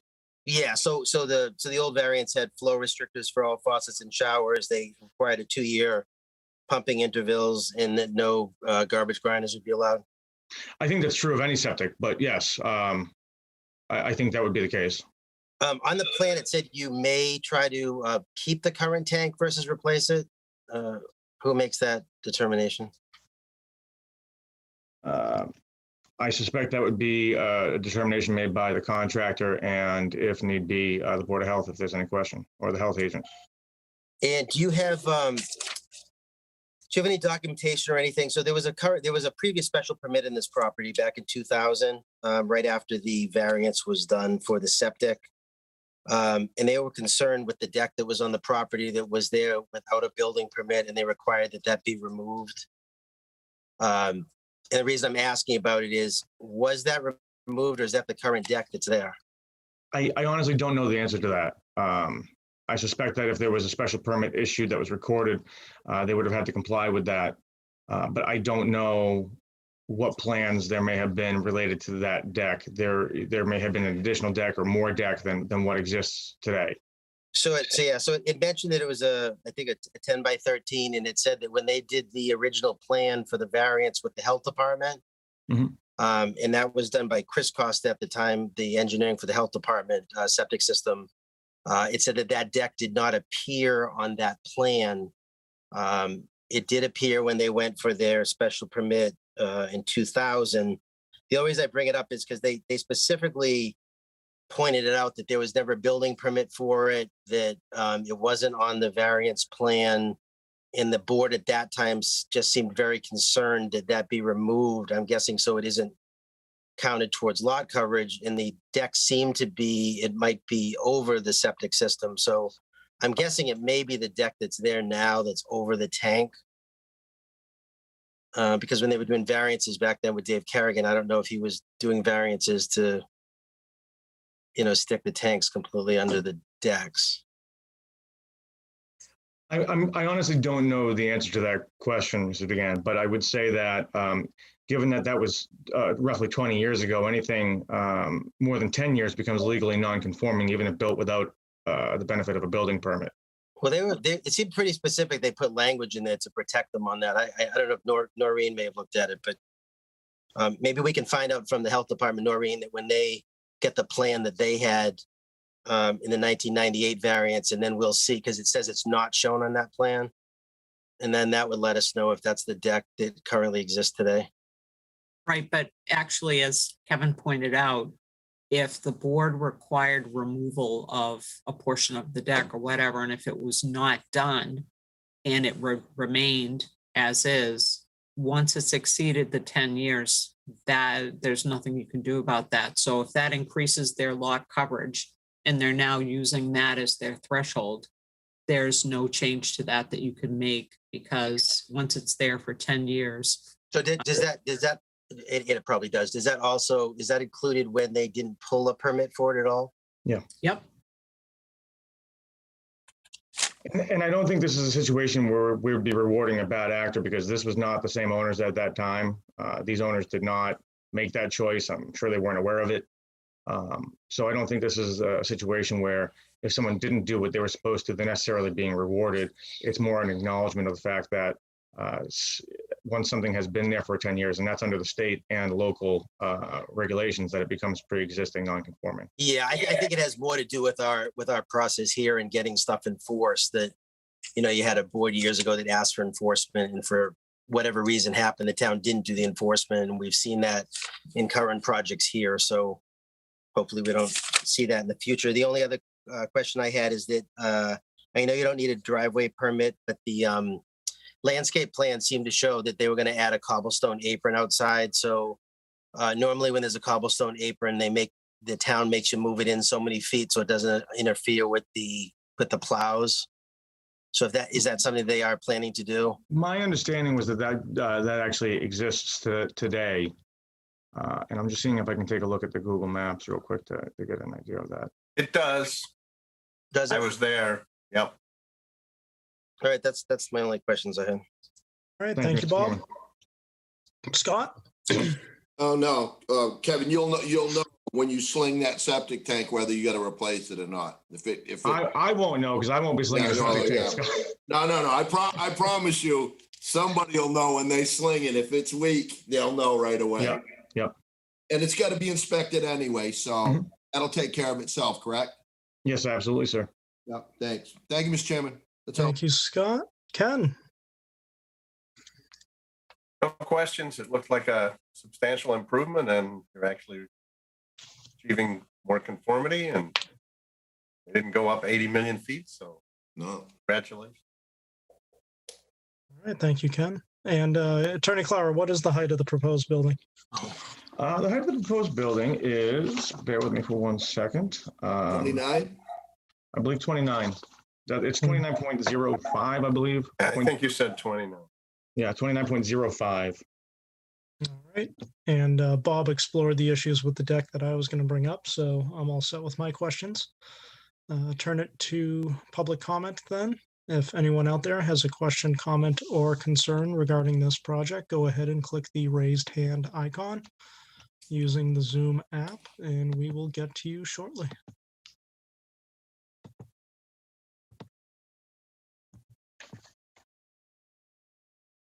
All right, looks like we do have someone. And if anyone else out there does have public comment, just click the raised hand and you'll be queued up and ready to go. If we could please elevate Justin, if you could elevate Gail Kenny, please.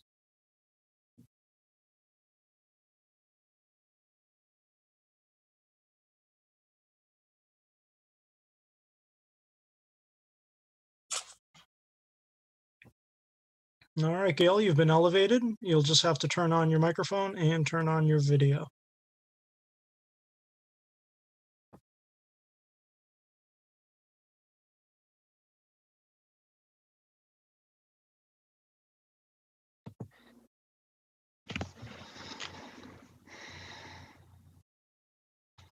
All right, and again, Gail, you've been elevated, so you have to turn on your video and turn on your microphone. Okay, can you hear me now? We can hear you now. Welcome. Thank you. If And you could just give us your name and address along with any question or concern you might have about the project. oh, sure. My name's Gail Kenny, 14 Vesper Avenue. And Jim Monell, 14 Vesper Avenue. We about the project in the rear, and we're definitely in favor of the project. And just wanted to let the board be aware of that. Sounds good. So you immediately about the project on the other side, you said? Yes, in the rear of the property. Okay.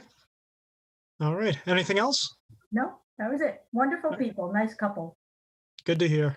All right. We appreciate it. Thank you. Thank you. All right. And again, if anyone else is out there, just click the raised hand icon and we'll get you elevated in a moment.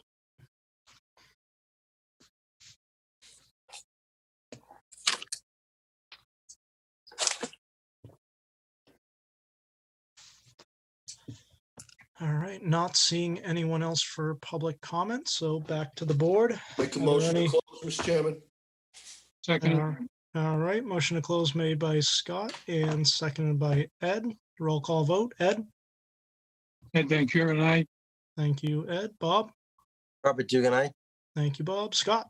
Scott Zelinski, aye. Thank you, Scott. Ken? Ken Forman, aye. Thank you, Ken. And TJ Hurry, aye. So the motion passes unanimously. The hearing is closed. No more testimony may be taken. And what would be the board's pleasure?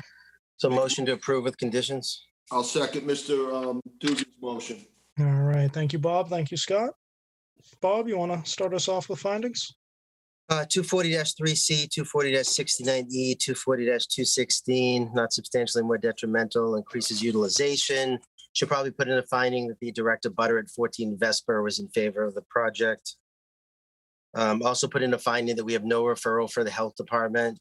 So anything regarding the septic system we would defer to the health department. But it's a septic upgrade. It's a septic upgrade. We can put that the septic is limited for 3 bedrooms. Dry wells are added. They've added dry wells. They're doing their renovations to comply with the flood zone. They're in AE 13. They're going to raise the first floor about 3 foot above the existing grade. They do not need a driveway permit. It currently exists. Not more detrimental. Yeah, the non-conformities currently, the front yard is 5.3. That's going to 8.7. And then the lot coverage by structures is at 25.5, and that's being reduced to 24.9. They did submit a lot comparison worksheet.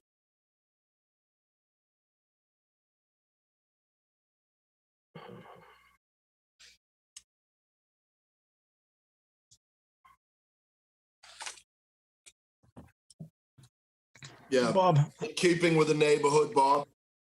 Yeah, so 240-216 will cover all that. Yeah, Bob, how about some language in the findings about the that rear deck? And I know that you brought it up as an issue. Well, but we it could looks we like- could just put a finding that it was in the last permit, and because it did not get the enforcement that was required, that it now is legally not conforming.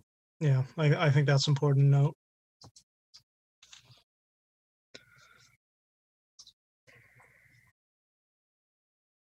All right. Anything else for findings? No, I think that's it. All right. For conditions, you'll have to do the conditions from engineering regarding the sediment erosion controls along the front yard. Property is a single family limited to 3 bedrooms.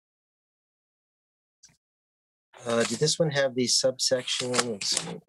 Oh, put a finding in that it was on the demolition delay bylaw and that we were given notice from applicant's representative that they have gotten a waiver for that, and we just need to get a copy for the file.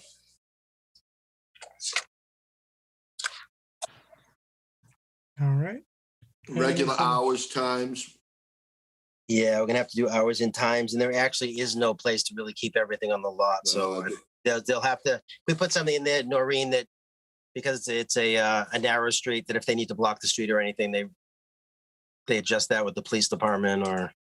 Yeah, when we did our site, I mean, there's a couple projects going now that they're not fitting on the site. No, you can't even, they've actually closed some of the areas down. There are fences shown in the plan that appear to be outside the property line, so those would be relocated with inside the property lines. Yes, I did have that noted as well, and maybe, I don't know if, I know the hearing's closed, if Kevin wants to check that out. I did notice that the fence at the south side appears as though it exceeds. So I guess what we would say is that if it does belong to these homeowners, it should be properly placed on their own property. Yeah, so we can just put all fences. I guess the question is whether it belongs to the abutter. All right. So in the Noreen, event the I'm fence sorry, belongs to the applicant, did we put in the findings that the shed was gonna be removed? that's per plan, Scott, but we can definitely get that in the Yeah, findings put if that you in. want it.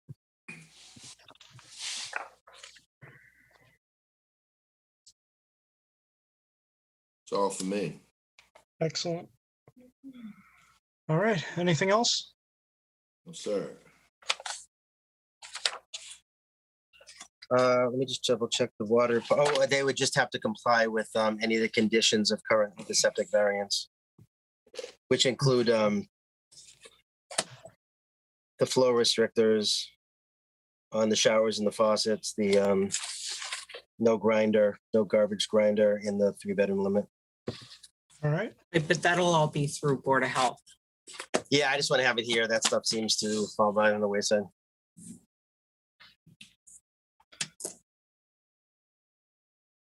All right. Anything else? No, it's a nice plan. No, that's it, I think. Absolutely. All right. So that was a motion to approve with conditions made by Bob and seconded by Scott. Roll call vote. Ed? Ed Van Kuren, I. Thank you, Ed. Bob? Robert Dugan, aye. Thank you, Bob. Scott? Scott Zelinski, aye. Thank you, Scott. Ken? Ken Forman, aye. Thank you, Ken. And TJ Hurry, aye. So motion passes unanimously. Attorney Clara, thank you for your time. Thank you all very much. We appreciate it. Have a great night. Look. All right. Moving on to the next hearing, we have application 29-21 Knox, 9 Dartmouth Ave in Falmouth, requesting a special permit to raise and reconstruct the non-conforming single-family dwelling. And I believe for the applicant, we have Phil Miller. Mr. Miller, if you're out there, if you can just click the raised hand icon, that way we can get you elevated and ready to go to present the project. All right, and Bob, why don't you read everything into the record? So application 29-21, Mary E. and James B. Knox of 24 Eric Clausen Lane, Falmouth, Mass. have applied to the Zoning Board of Appeals for a special permit pursuant to sections 240-3C of the Code of Falmouth to raise and reconstruct the non-conforming single-family dwelling on subject property known as 9 Dartmouth Avenue, Falmouth, Mass. For referrals. From Health, the property is on town sewer and allowed 4 bedrooms. The plans indicate 4 bedrooms. That is fine as long as the storage room doesn't meet Title V definition of a bedroom.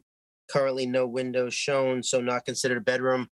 Just so the board knows, I think that Health was looking at the existing plan and not at the current plan, because the current plan shows 3 bedrooms and then an attic. From Engineering, this application was reviewed for impacts to public rights of way and public utilities. Nantucket Ave and Dartmouth Avenue are public rights of way in this area. The work shown in the plans will require filing a permit with the engineering division. The applicant's engineer worked with us while developing the plans. It's the first time I've seen that one. The Shell Drive and the Shell parking area spaces are lacking the required 5-foot solid apron against Nantucket Avenue roadway surface. We will require this for the permit with us. If 5 feet extends into the property, the apron can end at the right-of-way line so as not to impact lot coverage. And they did show a pictorial of it. We defer to the board if the applicant should get the permit from us before the hearing closes, or if the condition should be included requiring the applicant to obtain an approved permit prior to issuance of the building permit. 2, any connections or alterations to public utilities would require permission from the appropriate town department. 3, the project must not direct any stormwater runoff to public property, abutters, or public rights of way. Dry wells are proposed for the roof area. We recommend the following condition be included or similar. Upon completion of construction, the applicant shall post the address for this residence per subsection 99(1), affixing of legible numbers required, time limit for compliance.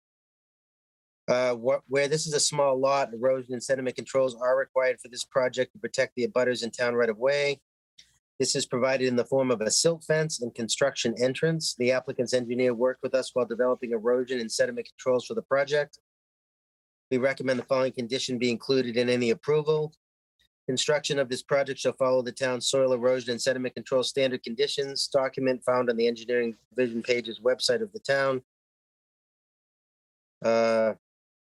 It doesn't say here, but we always also add in that the zoning board of appeals will be filled in for any reference to the DPW since we're the permitting authority. 7, the applicant's contractor supplied the attached erosion control while working with us in the plans. We recommend that these be included in any approval. As noted in the plan, site parking will be controlled. We recommend that a condition be included in any approval that all materials, equipment, and vehicles associated within the project are kept within the property and not in the right of way. And for a listing of the erosion and sediment control plans that were worked out, number 1, downspouts to drainage, which is shown on the plan. 2, a roof drain. 3, a site drain. 4, a silt fence at the street. 5, all site debris by dumpster. 6, gravel entries for material delivery. 7, controlled site parking. And 8, daily street cleaning. From Concom, the applicant should file a request for determination of applicability with the Conservation Commission to seek approval for this project located within flood zone AE 13. Fire department has no issues with the project as drawn. From water department, the water main and service must be on the plans. A 4-inch water main feeds the existing home to be rebuilt. The service should be renewed to ensure adequate flow and pressure. The existing water service includes a meter pit. The meter pit should be abandoned when the service is renewed and the new meter installed in the house. Planning has no comments. And regarding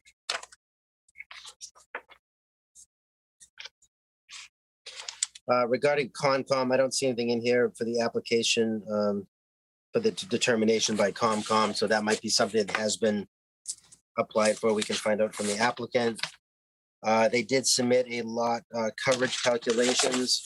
There was one letter submitted to the file, and they requested that the letter be read into the record. This letter is from a Jean Inamorati at 7 Dartmouth Avenue, Falmouth, Mass. Stated June 3rd, 2021. Town of Falmouth Zoning Board of Appeals. Dear members of the Zoning Board of Appeals, I am a direct abutter of the owners of 9 Dartmouth Avenue who have an application before you to demolish and rebuild the single-family house on a corner lot. My home is at 7 Dartmouth Avenue. It is a 1-story ranch on a double lot that has been owned by my family for 3 generations. My father built it as a second home for his parents in the late 1940s. My primary concern is that the proposed new home is out of character for our Heights neighborhood and would be a substantial detriment if constructed as shown on the application before you. I understand that the existing house predates the zoning bylaw and is non-conforming, but its scale, massing, and feeling are not out of character with the other older cottages in the immediate vicinity. The house is set very close to both street frontages. In effect, there is no front or side yard to speak of, yet the front porch facing Nantucket Avenue tends to ameliorate this condition and makes the home blend into the streetscape. The proposed house would occupy a larger footprint than the existing one, more than exceeding the allowed lot coverage by a factor of 2. and would be as close to both street fronts as the existing house. Even more concerning, the front of the proposed house would be pushed out to the line of the current porch and replaced with a narrow driveway and double garage doors. There are no homes in the neighborhood with garages set under the living space. This condition is completely out of character and would negatively affect the pedestrian-friendly nature of the neighborhood, not to mention create a safety hazard with limited sight lines around the corners of Dartmouth and Nantucket Avenue. The proposal shows an additional garage door and narrow driveway along the Dartmouth Avenue frontage for a total of 3 garages at grade under the living areas, all on a corner lot that is only 3,751 square feet in area. In addition, the site plan delineates parking areas on 3 sides of the lot, creating parking for at least 5 more vehicles in addition to the 3 garages. No house in Falmouth Heights currently has such excessive parking areas. There would be no lawn or landscape areas of any significance, which would increase the existing nonconformity of the property. I'm quite disturbed that the site plan shows a large bush to be removed at the edge of my adjoining property. This bush is actually 2 juniper trees located on my property, which my mother planted more than 25 years ago. I do not want these trees removed, and I'm worried that the installation of a drywall close to these trees will affect their rooting systems. The height and elevational qualities of the proposed house also greatly concern me. Falmouth Heights, and especially our little section of it along Dartmouth, Nantucket, and Hawthorne Ave, consists mostly of 1 and 1.5 story homes, predominantly capes and ranches set at grade with porches and patios facing the street. The proposed house is far too tall, essentially 4 stories with 3 stories of living space set atop 1-story high concrete foundation at grade. The house would loom over the surrounding homes and essentially present a fortress-like concrete wall along the 2 street frontages. The front elevation has no front door, which is out of character with all the surrounding homes. The front of the home would be essentially inaccessible. In fact, there is no way to access the raised front story because the proposed house is set so close to the frontage along Nantucket Avenue. The front appears to be the side elevation along Dartmouth Avenue, which is confusing since this is labeled as a side elevation. Access to the living areas from a narrow stairway set considerably far back from the front along Dartmouth Ave. If the principal elevation is on Dartmouth Ave, it should have the qualities of a house front. The proposed house, if built as currently shown on the plans, will significantly diminish the qualities of light and air from the surrounding homes. The scale and massing and elevational elements do not reasonably conform to those of the surrounding homes or others in the Greater Heights neighborhood. The house would loom over its close neighbors and present obtrusive and unfriendly facades along both street frontages, with excessive parking and little or no lawn or landscaping visible along the streets. It has just come to my attention from a concerned neighbor that the siding of the existing house may be asbestos clapboards. We would request that all necessary health safeguards and precautions be taken if the house is to be demolished. I would not object to raising of the existing house and construction of a new house if it were more in character with the qualities of the neighborhood and make it attractive, livable, pedestrian friendly to all and safe environment for my generation and those to follow. Thank you for your consideration. Sincerely, Jean Innamorato. And that's all we have in the plan, in the file. All right. Thanks for reading everything in, Bob. And for the applicant tonight, I think we have Phil Miller. Good evening. My name's Phil Miller from Miller Starbuck Construction. I'm representing Mary Beth and Dr. James Knox, current Falmouth residents. Mary Beth has been in the Falmouth school system as a teacher for over 10 years. Dr. Knox is a vascular surgeon at both Falmouth and Cape Cod Hospital. We are here before you to request raising the existing house or cottage, which was a structure that, as near as we can tell, was originally built in 1930. The house was purchased in 1961 by Mary Beth's parents, Ann and Paula O'Connell, and they lived there until they passed away within probably, but that was Mary Beth's mother passed away 2 years ago. And so currently the Knoxes are the owners. The house is on a corner lot, 3,733 square feet, We've cited the footprint of the house in the existing, well, within the existing, meaning we've tried to push it a little bit less than what the existing footprint was. It is a 3-story house. The top level is for storage.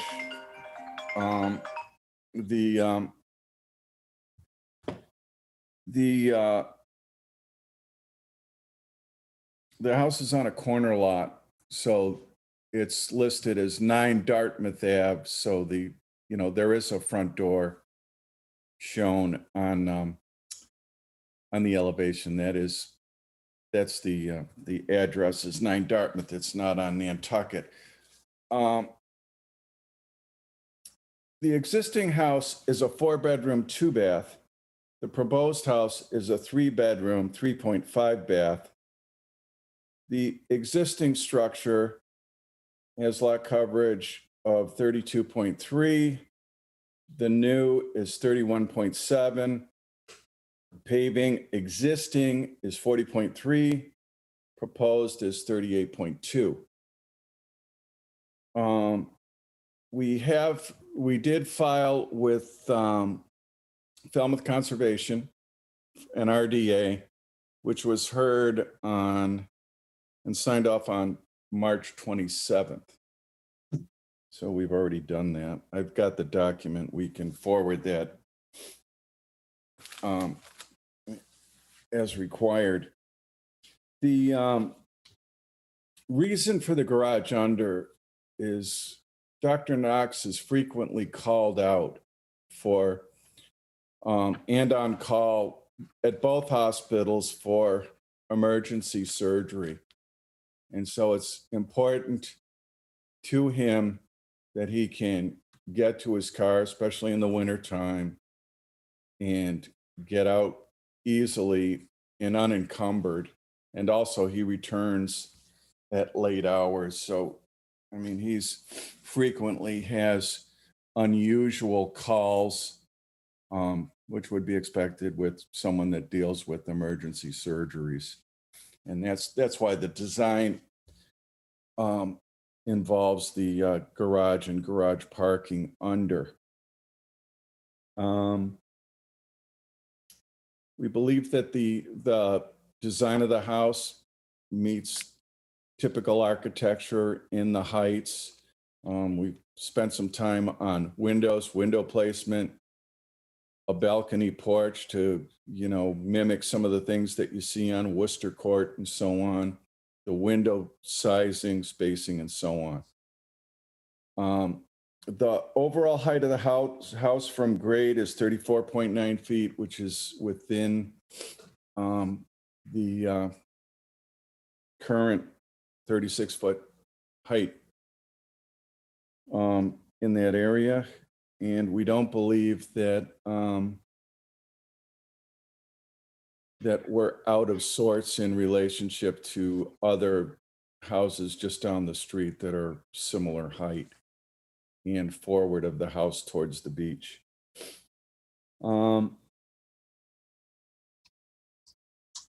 think that's my summary as far as, where we start here and what we're looking to do. Sounds good, Mr. Miller. We'll turn it over to board questions then. And the voting members on this project are the regular voting members, if I didn't already mention that. Ed, any questions? Nothing at this time. All right, thank you, Ed. Mary? No questions. Thank you, Mary. James? Questions? Thank you. Thank you, James. Bob? Yeah, Phil, just for clarification, because of the referral we got from health. So the proposed has 3 bedrooms? Proposed has 3 bedrooms. There is an attic up above that's intended for storage, not occupancy. Okay, and the current property is connected to the Falmouth Heights sewer system? Yeah, there's one of those macerator type pumps with a So grinder pump? Yeah, it's on the site plan near the parking area, and it's got a line that obviously connects in the street. All right, and the sewer system allows 4 bedrooms, so okay there. The only other question I guess I had is the raised masonry patio. Was Yep. that actually used as part of the structure lot coverage? Lot coverage. I mean, But was- well, for paving, it's under paving. So Okay, the original house has walkways all the way around it. And cobble, oh, it's still there, but there's a cobble on the corner. There's a cobble border with pavers, and then there's a paver walkway that goes all the way around the house. So I guess my only question with that, it'll probably be to the administrator. I know there's different rulings on how high raised structures are to be considered as structure versus structure, parking, paving. So would that have to be included as the lot coverage for structure, or can we look at it as We're looking at parking, paving? Parking, paving, yeah. I'm sorry, can you run that by me again? So they're looking at it as parking and paving, the raised patio. I'm just asking you, are we allowed to look at it because it is so raised, or do we have to look? I'm just asking, can we look at it that way? That's all. My understanding by the building code is that below 5 feet, it doesn't require permitting as a structure. So I guess that's my question, where it says raised masonry patio then. So is that only from the elevation plan? How high is that from grade?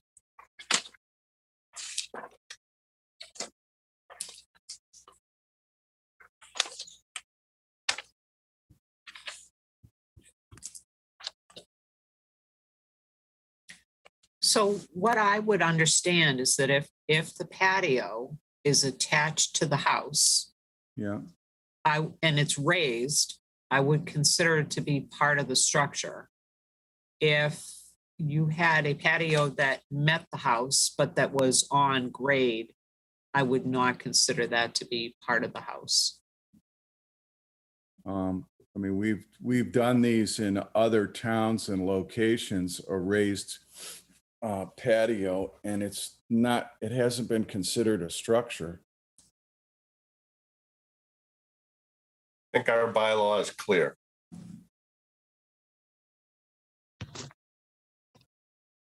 I guess my only other question would be, there was a comment about, do you know if it's asbestos siding or not? I mean, sure, if it is, it can be handled, I but mean, it would have to be tested. We don't have any way of knowing until we tested it. okay. That's the only questions I have right now.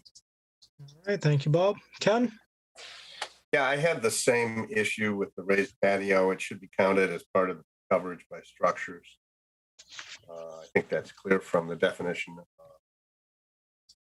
principal structure in the bylaw, which was brought up in a previous hearing. I wondered about the height of the attic.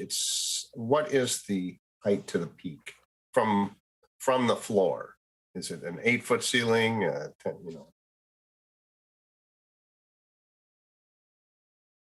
Give me a minute. I think I can help you.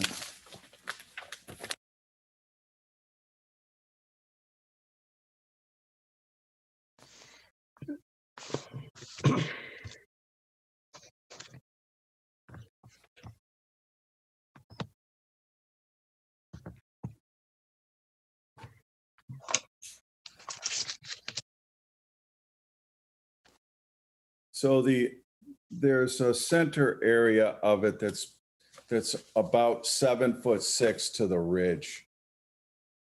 And then, of course, it's sloping, so it slopes down to where the line, where there's some dash lines that show that says full height. Yeah, and that would be about 7'6". What is it at the peak? I believe at the peak. I don't have that section right in front of me. Can we pull up the section? Oh, it's on architecture.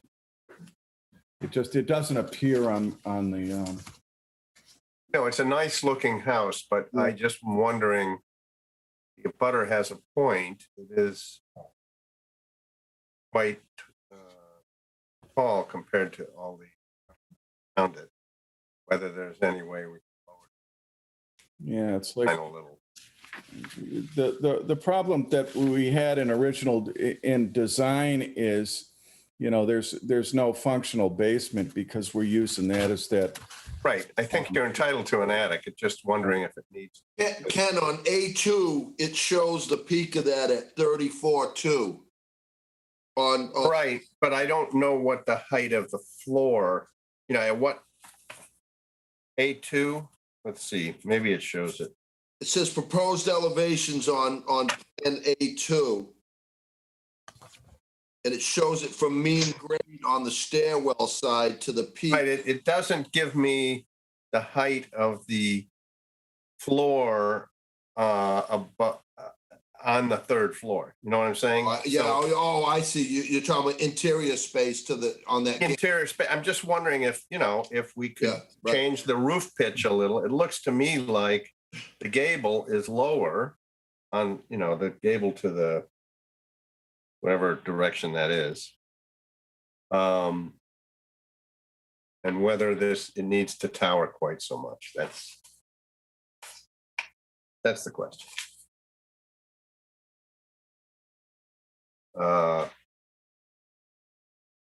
And then I guess the only other point that was made that I have some sympathy for the neighbor. What is there any particular reason why we have to get rid of the shrub on the northeast corner? That was requested by engineering, I believe, for visibility for street. That's on one of our notes from engineering. We had a request so that there was better visibility for a car exiting onto Dartmouth. So is that bush actually on this property? That was a sightline issue. It's on the Knox's property. It's not on the neighbor's property. It was shown in a draft document that we had shared with engineering.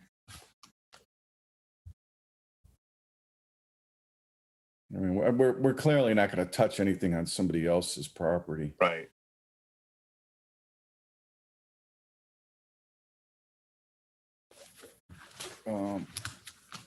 And I guess did you submit a lot comparison to adjacent properties? I'm not sure that we did. Yeah, they did submit a Right, see it in the file. Oh, there, maybe it's there. Yeah, okay, never mind. Did you find it? Did. It lists 32 properties in total. And they range anywhere from, Yeah, you got 44% lot coverage. yeah, the upper 20s all the way up to 54%. Wow. And they show a number of stories. There's 2.5. Losing your audio a little bit. There's nobody that's 2.5 stories. They're all either 1, 2 story, and the rest 1.5, and a couple 2 stories, I guess. So this will be by, the tallest structure. Sounds like. Okay, those were my concerns. All right, thank you, Ken. Scott? Yeah, hi, Phil. When I was on my site visit on the Dartmouth Ave side, just adjacent where the proposed steps were, there's a catch basin that appears to be on the Knox's property, but it was taking water off of Dartmouth Ave. Is that owned by a municipality, or is there an easement on that drainage structure? I'm not aware that it's. It shows that it's on the Knox's property, but I'm not aware if there's a drainage easement. Well, it certainly looks like a municipality structure. Yeah, I agree. But I don't know the answer to it. We spent a lot of time in front of engineering with a lot of detailed back and forth, but they didn't. I'll just give, I don't know if you can see this, but I've got a red lined, with like 15 or 20 notes from engineering, and we went back and forth a number of times. That was never noted. Why, I'm not sure. Yeah, I would certainly ask that question if it had been my property, why I'm taking town water onto my property. Yeah, fair enough. And my other question is, in the event that this gets passed and you have to pull a demo permit, there would have to be an abatement done prior to that demo permit anyway, correct? Understood, yeah. So the asbestos, the alleged asbestos. Yeah, if it was, we've dealt with other structures in the Heights, but it would just need an evaluation. Typically, removal of asbestos siding is bagged and dust control and it's Right, but there'd be no opposition from you if we conditioned that there was an abatement or some kind of analysis. fair enough. We would want it to go to where it's supposed to go to, no matter. Yeah. Yeah, Thank you. fair Thanks, enough. Phil. Thank you, Mr. Chairman. All right, thank you, Scott. Mr. Miller, what's the proposed height of the structure? 34.9. All right. And are there 3 bays actually being proposed for the garage? Well, yeah, 3 overhead doors. I'm not sure one you could even functionally get a car into. It's more meant as a convenience for moving, lawn furniture or something like that. I honestly don't think you could park a car in there unless it was a very small one, but it's there as an overhead door for convenience. I think it's really 2 cars can fit underneath. Understood. My concern, if it was a true 3-bay garage, then we have a special permit by law 24038G concerning 3 garage bays. So I wasn't sure if that was applicable or not to this application. It's not intended to park 3. All right. I think I brought that up with the administrator earlier, and it's not like an attached garage, so we may not need that. Yeah, it's interesting. I don't think the board's dealt with a situation like this where that much parking is being proposed underneath the structure. So, I looked at the something I thought about.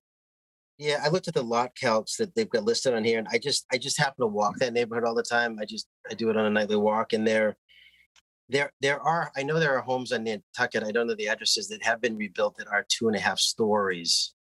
And I know the condos that were rebuilt are larger. Those ones have garages under, which is probably down near like 24 or 16. All right. Well, that does it for me. We can turn it to public comment. If anyone out there has a question, comment, or concern regarding this project, go ahead and click the raised hand icon and we will elevate you in a moment. All right, great. I see 2 people already. And again, if you do happen to raise your hand, just that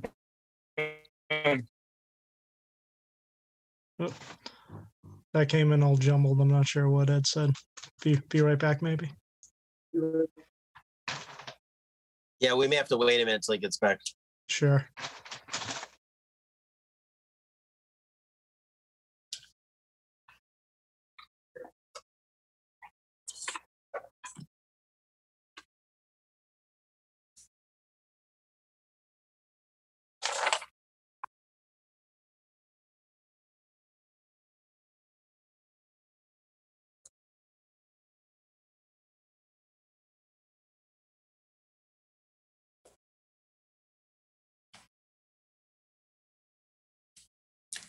Guess the board could take a 2-minute break if you want. Not that you want to do it in the middle of a hearing, but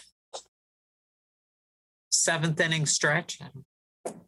Yeah, that might be. It's probably best. So why don't I, if the applicants agree, why don't I make a motion to take a 5-minute break?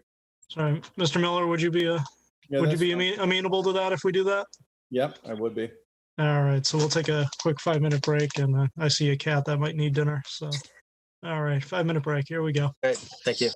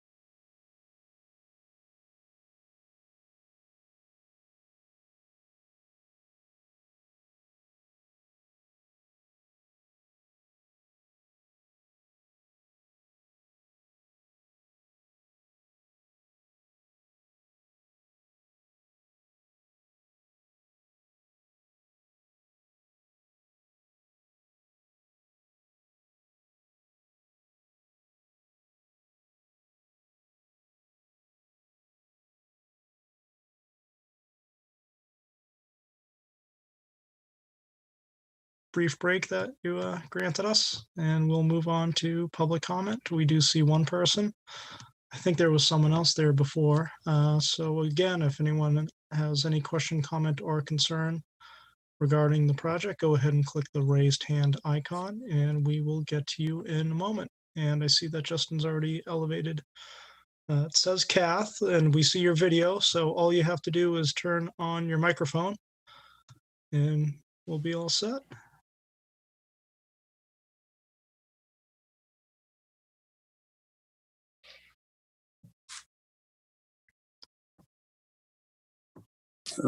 Okay, sorry about that technical difficulty. I'm not very technically savvy. No worries. Welcome. Yeah, I'm Jeff Wiley, resident of the Heights on 4 Hawthorne Court, and I'd like to just thank the board and the committee to for their time and efforts considering the Knox's proposal. I'd like also to thank Dr. Knox for his dedication serving the Falmouth and Cape Cod citizens, during the COVID pandemic the last year, and Mary Beth for educating the future leaders of Falmouth. I think it's really exciting to have, a local Falmouth family want to come and move to the Heights, live there year round, in what often can be a very transient area. I think it would really bring stability to the neighborhood. It would be an honor to have them as our neighbors. I think for the concerns of the surrounding properties, it's an old neighborhood. I think that this proposal that Mr. Miller has developed, along with the Knoxes, will in fact increase the property values of the local properties, and I personally am excited about that. So I'm wholeheartedly support the plan, and the Knoxes. I would love to have them as neighbors, and appreciate your consideration. All right. Thank you for your comments. All right. If we could elevate, it says Jean. If we could elevate Jean, please.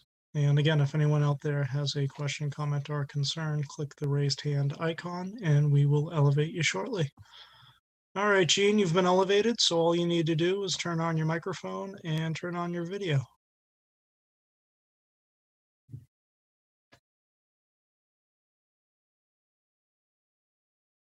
Unmute. All right, we have you on audio, Jean. Can you hear me? We can hear you. Welcome. Yes. Hello, good evening. Jean Innamarati, 7 Dartmouth Avenue, an immediate abutter.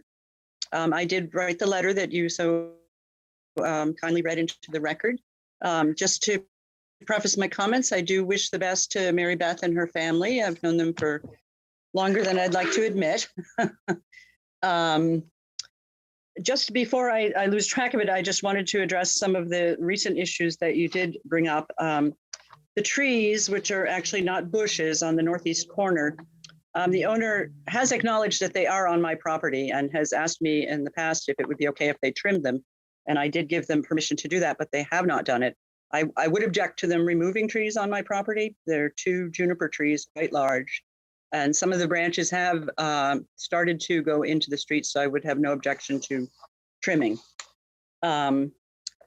As regards the septic system, they are not currently tied in unless it happened in the last week or so. When I was there last week, they were not yet tied into the town sewer system. They have a septic system.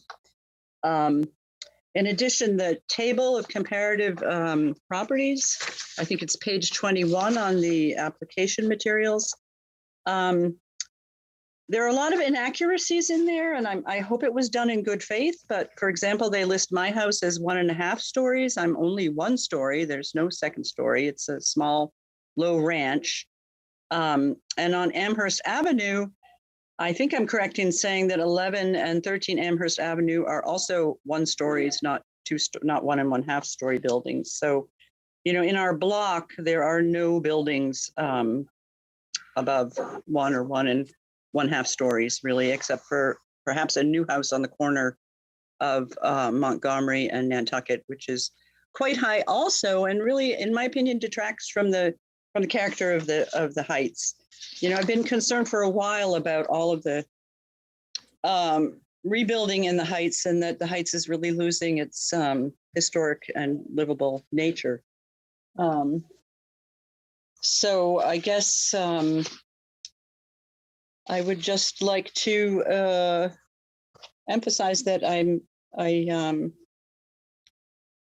really believe that the application will increase the nonconformity. It is 8 feet wider than the existing house, and that I believe it would be substantially detrimental to the neighborhood because it looms over the other homes. There's too much parking, and I just can't get my head around the 3 garage spaces under the house, which really seem to me to be out of character with the neighborhood. And in addition to that, they have, I think, 5 other spaces outside. I don't understand how a 3-bedroom house could need 8 parking spaces.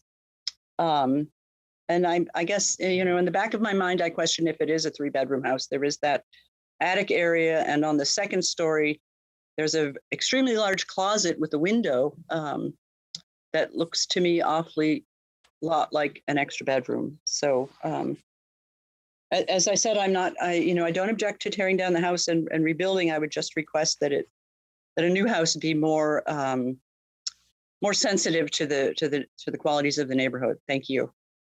Thank you, Ms. Inmorati. Did I get your last name correct? Very good. Yes, you did. Thank you. And Thank you. I'm a former year-round resident of the Heights. I lived in Falmouth for 8 years. My kids went to Falmouth schools, and I was a 5-year member of the Historic Districts Commission before it became merged with the Historical Commission. All right. Well, thank you for your service to the town. But real Oh, quick, you're welcome. before we let you go, I do have a question because I've heard a couple of different things about those trees along the property line. So are they on your side, or are they along the property line? Are they on the Knox's side? What? They're on where my are those side. trees? They're on my side. There was an old oak tree next to it that came down in a storm, and there was no question that it was on my property, that I had to pay to have it removed. And these trees were a little ahead of that on my side. So the roots of the trees are definitely on my property. The branches do extend into 9 Dartmouth Avenue. All right. Thank you for clarifying that for me. You're welcome. Any questions for her from the board? No, I just a comment from the board, just because I'm always a stickler on bedrooms. So the Miss Inmorati did mention about the window, the large closet, and the master that has the window, but because that doesn't have any privacy and it's connected to the main room, that would never be considered as a separate bedroom. The attic always could be considered a bedroom, but on the LPSSA sewer system, you are allowed 4 if you ever wanted 4. In this case, they're only applying for 3, but they actually could apply for 4. And regarding the tree, as far as the board goes, so Warwick and Associates has certified this plan that the tree is actually located on this side of the property. So I don't know if Miss Inmorati has a certified plan at all that. I believe I do, but the plan is older than the tree, so I'll have to have a surveyor come out and verify that. All right. It's not correctly marked on the site plan, in my opinion. It's on my side. There are 2 trees, actually, not 1. Yeah, so they're only marking 1. So I don't know if maybe they located 1 on this site and the other one is on another one, but. No, that's not possible because they're linear. They're one's behind the other, not next to each other along the street. Yeah, so maybe if Mrs. Inmorati had a certified plan that locates them, at least we'd know what we're dealing with. As far as the board goes, we have to use the one that we have now that at least shows the trunk on this side. All right. Thank you, Ms. Inmorati. You're welcome. Thank you. Do I click out somehow? Yeah, you can either mute yourself or if you know how to drop Tap your shoe. out. Yeah. I'll just mute it. There we Sure. go. All right, not seeing anyone else for public comment, so I guess back to the board. Any follow-up questions? No, I just have a comment, and I know that Phil had mentioned that's how we do raised patios. Warwick did this this plan, and Warwick's done a lot of the plans that we've seen before the board. So I'm just kind of surprised that Warwick didn't, where he did the structure coverages, that he didn't include the raised patio as structure and instead decided to use it as lot coverage for parking or paving. We've dealt with, like Ken said, other properties.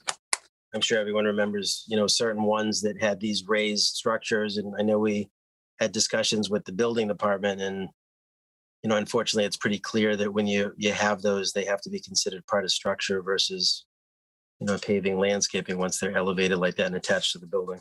Right. I think Ken said that the bylaw is pretty clear on that. Yeah, I mean, you'd probably have to see what you could adjust. I don't know what you could adjust on the plan. Because you'd have to make up also, I think, for the exits, the decking and the stairs, at least on that side. I don't know if there can be anything that's in, an interior stair that goes into the garage downstairs, or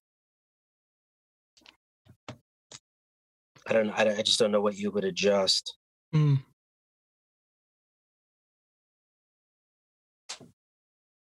And Ken, I think you expressed some concern about the overall height with the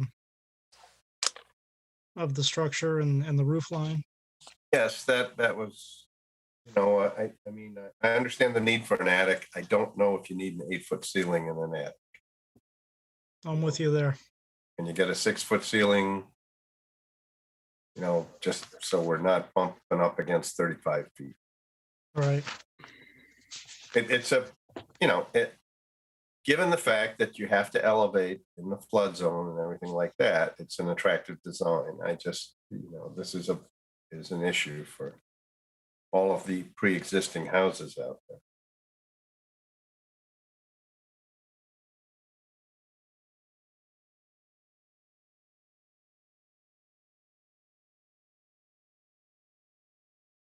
Any other concerns regarding the project from any of the members?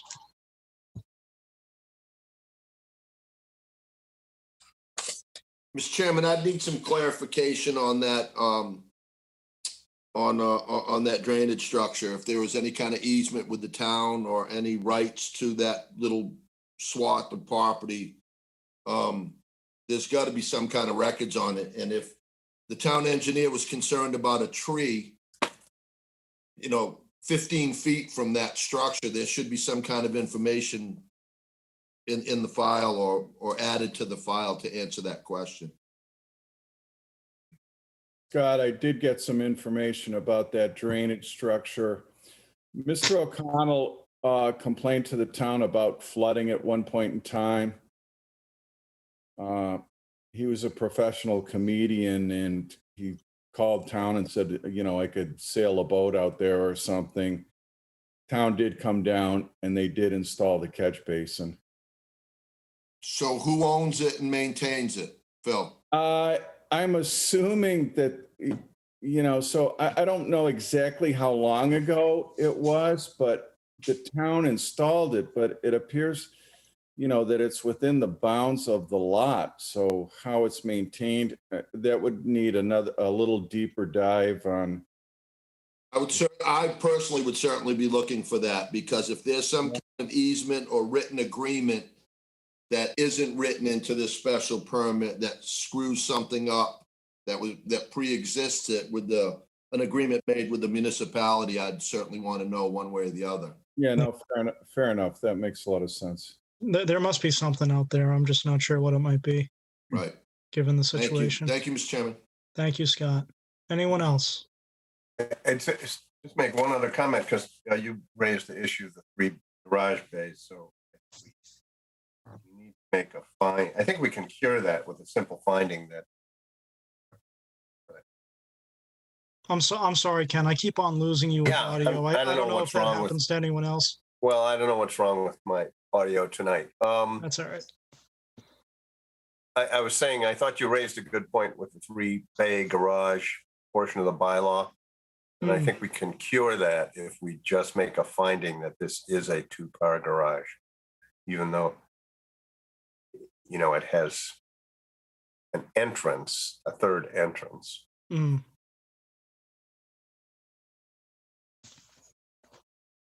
All right. We may even be okay with that. We could check more with maybe the administrator on the 3-car garage, because I think it has to be more of an addition versus just doors on the.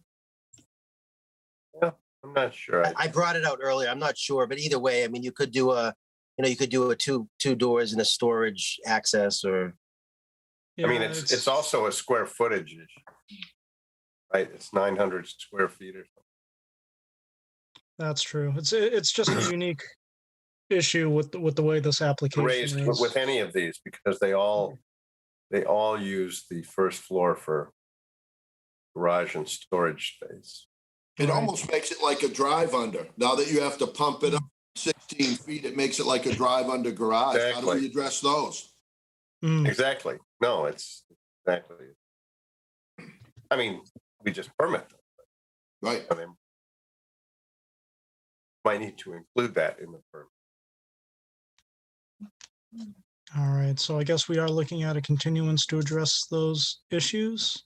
And Noreen, I'll just defer to you in terms of the next best date. Sure, and do we want to get some type of resolution with that raised patio? Because it is absolutely my understanding that other than a patio that is on grade, patio that is raised, I would consider to be part of the house and part of the lot coverage by structure. So if that's not included, that could be an issue. Right, I think it should be included, Right. It has to be readjusted. which is going to probably put them, you know, increasing the lot coverage by structures rather than. So Noreen, just so Phil knows too, when we're, let's say the raised patio wasn't there, but those are just decks and stairways, that also counts, doesn't it, as structure? Oh, absolutely. Because it's tied into the it's the you know, principal it's structure, right? Right, and it's part of the access to the house. So the lot coverage to comply would have to include all of that within at least even what I mean, it looks like the existing lot coverage was 32.3. They tried to reduce it to 31.7, but. Right, but I think the problem is that if that raised patio raises or increases the lot coverage by structure over what is currently there. Oh, no, I understand that. I'm saying maybe That's they'll have to not look at, something, maybe they'll have to look at using the existing coverage of 32.3 and see if they can figure out some kind of stairway entrances that fit within that.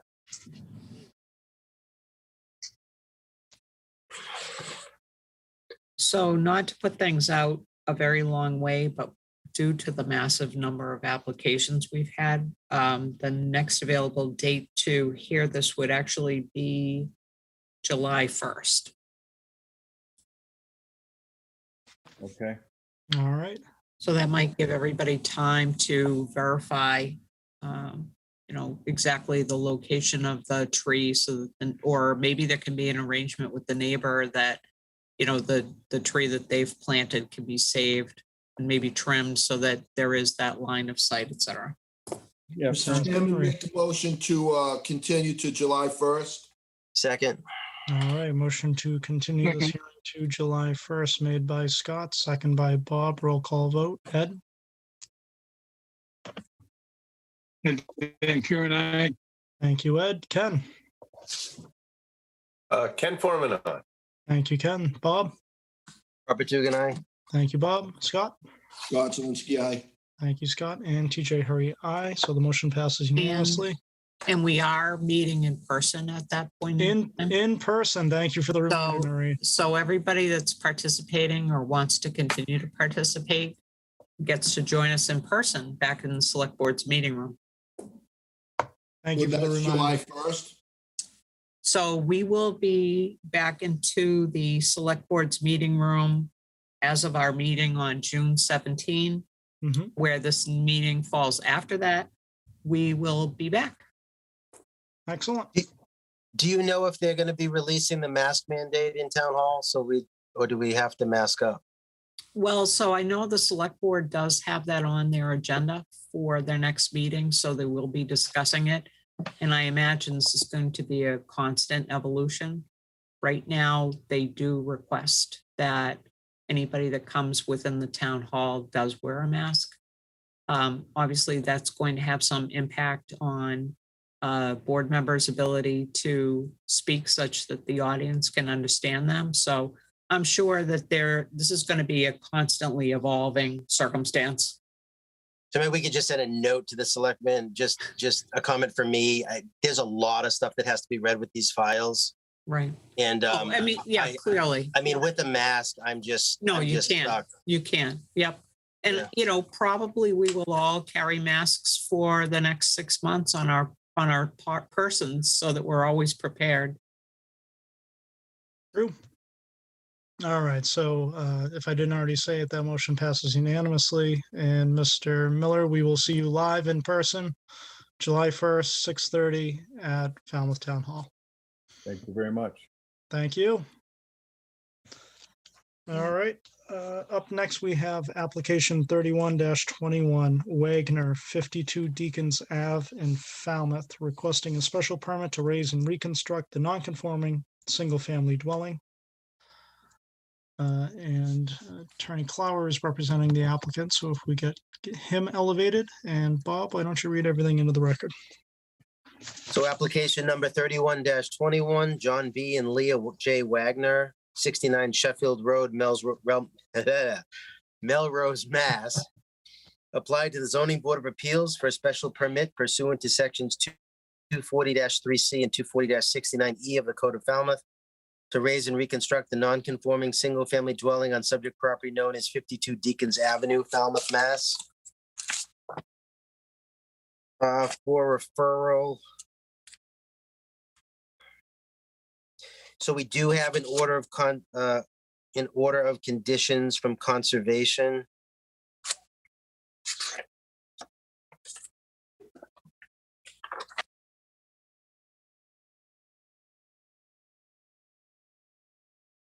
From engineering. This application was reviewed for impacts to public rights of way and public utilities. Deacons Avenue is a public right of way in this area. Alterations are proposed to the right of way that would require filing a permit with the engineering division. We request that the board either require the applicant to obtain an approved driveway permit from the engineering division prior to closing the hearing for the special permit, or that the board include the following condition in the special permit if approved. The applicant shall obtain an approved driveway permit and post any required bond with the engineering division prior to start of construction. The applicant shall complete the work as approved by the engineering division in the driveway permit. It isn't clear, but appears one of the driveways will have a cobble apron. Please note that aprons of this type must be back a minimum of 1 feet from the pavement edge to prevent plow damage.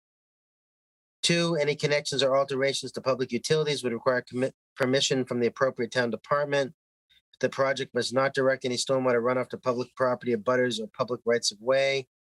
Erosion and sediment controls are shown on the plan as recommended. Given the project falls within jurisdiction of Conservation Commission, we refer to the Commission for Erosion and Sediment Controls. Dry wells are shown for the roof as recommended. We recommend that the following condition be included in any approval. Upon completion of construction, the applicant shall post the address for this residence for subsection 99.1, affixing of legible numbers required, time limit for compliance. From the Health Department, the health performed a bedroom determination with the civil engineer, Mike Borzelli, was determined to be an existing 3-bedroom home.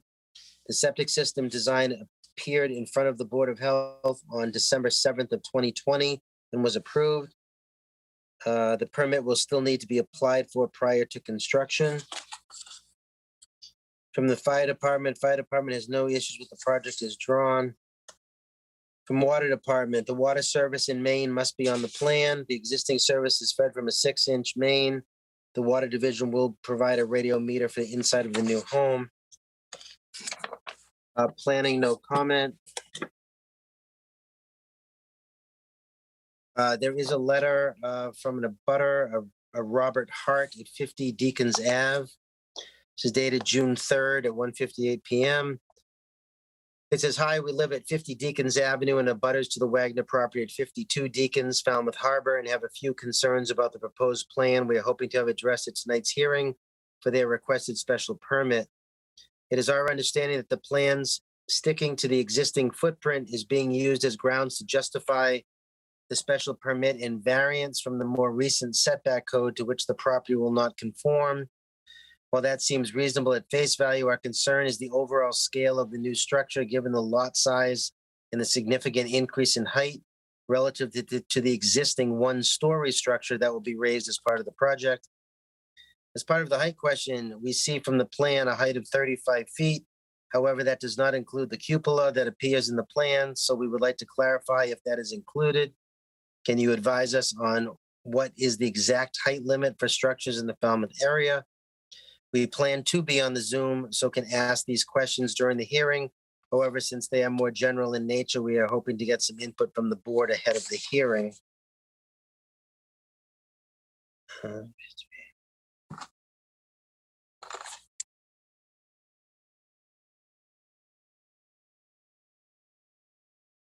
is a comment here. It's an email from Ashley DeBella to Scott that he had sent a referral on the property at 41521. And at that time, it didn't have the loft plan. And he said it appears to be open to the bedroom below, so not private enough to be considered a separate bedroom.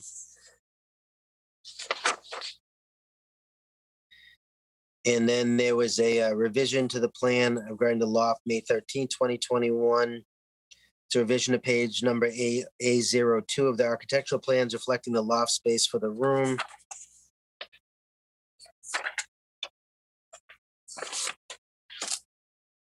They did submit a lot comparison worksheet. And you're good to go. Had myself muted there. Thank you, Bob. And just looking at the time, the board's business does end at 9:30. So let's get it out of the way before we hand it over to Attorney Clower, and I'll entertain a motion to extend the board's business for the night. We do have another application after this and a few items on our open meeting agenda. Mr. Chairman, I'd like to make a motion to extend to 10:30. Thank you very much, Scott. And we certainly don't have to go all the way to 10:30, but thank you. Right. Motion made by Scott to 10:30, second by Ed. Roll call vote. Ed? Ed Van Kuren, aye. Thank you, Ed. Ken? Ken Forman, aye. Thank you, Ken. Bob? Robert Dugan, aye. Thank you, Bob. James? James Morse, aye. Thank you, James. Mary? Mary Berry I. Thank you, Mary. And Scott? Scott Zelinski, aye. Thank you, Scott. And TJ Hurry, aye. Motion passes unanimously. Board's business will be continuing to 10:30. Attorney Clower, thank you for me taking care of the housekeeping, and go right ahead. I appreciate that very much. Before I start, could we elevate Mike Borselli as well, who's in the audience? And I just want to echo what Mr. Dugan said regarding masks. As someone who is probably at best hard to understand, speaking with a mask can be quite difficult in a public setting. So I'm just going to throw my 2 cents in there for whatever that is worth. Good evening. For the record, my name is Kevin Clower. I'm an attorney with Ahmed Clower Law Firm here in Falmouth, and I'm representing the applicants, John and Leah Wagner, the owners of 52 Deacons Avenue. They're here with us this evening, and I'm also joined by Mike Borselli of Falmouth Engineering. The Wagners are seeking permission to raise and rebuild the existing non-conforming dwelling. 52 Deacons Avenue is located at the very edge of Falmouth Heights, facing Falmouth Harbor. It's in a dense neighborhood of relatively small lots. This particular lot is just over 3,000 square feet at 3,032. It is located in the RC zoning district and is in an AE 13 flood zone. Presently, there's a 3-bedroom single-family dwelling and shed on this lot with a footprint of 1,152 square feet. It is non-conforming in just about every way your property can be non-conforming. The front yard setback is 4.8 feet where 25 is required. Side yard to the northeast is 5.8 feet where 10 is required. The rear yard setback is 3 feet where 10 is required. Lot coverage by structure is 38% where 20 is allowed by right and up to 25 by special permit. And the lot coverage by structures, paving, and parking is 57.7%, where 40 is allowed. The existing structure is in poor condition, structurally, aesthetically, functionally. The waste is handled by a cesspool of indeterminate age. And though the structure is old, it is not on any list of historically significant structures and is not subject to review. It is simply not possible to rehabilitate the existing structure without triggering a substantial improvement under the FEMA guidelines. So the applicants are proposing to raise the existing dwelling and to rebuild a new 3-bedroom home. There'll also be an installation of a new 3-bedroom septic, which, as you heard, was approved by the Board of Health. This would result in the first floor to be elevated in compliance with the flood zone standards, which is approximately 8 feet above the existing grade. This does allow for some use of that space as a garage in order to decrease kind of the cluttering on site. There is a minimal decrease in footprint. It's going from 38 down to 37.9. The front yard setback is also minimally improved, 4.8 feet to 5. The side yard will remain the same. The rear yard's non-conforming setback is eliminated. It's going from 3 feet to 15 feet. There's a substantial improvement to the lot coverage by structures, paving, and parking that will go from 57.7 down to 41.1%. And the structure does increase in height, it's currently approximately 15 feet to 34 feet, 5.5 inches. Much of that elevation is due to compliance with the flood zone standards. We're required to come up 8 feet. The overall gross floor area, there's not a substantial increase, shockingly. The bedrooms remain the same. There is a new Title V, and there was an order of conditions issued by the Conservation Commission. This requires a special permit under 243C and 24069E. Under 243C, pre-existing non-conforming structures may be changed by special permit, provided they're not substantially more detrimental than what exists. And we're asked to consider whether or not it creates a new dimensional nonconformity, impairs views and vistas, and reasonably conforms to the average dimension in the neighborhood. In this case, there is no new nonconformity created, and a number of the existing nonconformities are improved as I've outlined. There's no effect on the views and vistas of the public. Quite honestly, the view there is of the harbor, not looking back towards the houses. And it is consistent with the neighborhood, as we'll elaborate. In the residential C zoning district, lot coverage by structure may exceed 20% by special permit from the board. The board is asked to consider the size and height of that structure in relation to the average size and height of structures in the neighborhood, the effects of shadow on adjacent properties, impacts on views and vistas from public ways, and the effects of nitrogen on coastal embayments. Again, in this case, we have no impacts to views and vistas from public ways. Though the building will be larger, it's in an area with many similarly tall structures. There's no effect of nitrogen on coastal embayments. As we mentioned, there's a new septic designed for the same number of bedrooms. And as to the size and fit with the neighborhood, we have submitted our lot comparison worksheet, looking at 31 properties within a 300-foot radius. Of those, 19 have larger footprints and 19 have larger gross floor areas. This property, as proposed, is slightly below the average size of homes in the area, both in terms of footprint and gross floor area. It's certainly appropriate with those properties in this neighborhood. I was made aware of the correspondence submitted by the abutters. Understand their concern. As I've noted, the height is 34 feet, 5.5 inches, which does not include the cupola. The cupolas are specifically exempted from the height calculations in the definitions in the bylaw. And I think it's worth noting that the project is not dissimilar from what they sought approval for when they obtained a special permit to raise and rebuild their house in 2002. The biggest difference here is that the flood zone changed in 2014. At the time they obtained their special permit, it was an AE7 flood zone. It's now an AE13. That requires an additional 8 feet. At the time that decision was issued, the board noted that the home was designed to blend aesthetically with other homes in the area and was in keeping with the neighborhood, as we've sought to do. They've also noted that that home would be taller, but that does not necessarily constitute a detriment. This project represents a significant improvement over the existing conditions. It replaces an aged cesspool and a house in significant disrepair, both structurally and functionally. It will not create any new dimensional nonconformities. It improves existing nonconformities, including front, side, yard setbacks, lot coverage by structure. It's a significant improvement to the lot coverage by structures, paving, and parking, and it eliminates the non-conforming rear yard setback. This project meets the standards of 243C, 24069E, and 24216. I believe that this meets all the requirements for a special permit and that the board can and should issue one this evening. I'd be happy, along with Mr. Borselli, to address any questions that you might have. All right, thank you, Attorney Clower. We will turn it over to board questions then. Ed, any questions? No, not at this time. All right, thank you, Ed. Ken? Yes, I have some heartburn over the cupola. It seems unnecessary. The house would look just fine without it. The idea was to actually soften the appearance of the house by adding the cupola. That was at the advice of the architect. We think it adds a nice feature, but it is an ornamental design. It is allowed by the bylaw, but I think the idea of that is actually to soften the appearance. Well, that would be great if you were at 30 feet.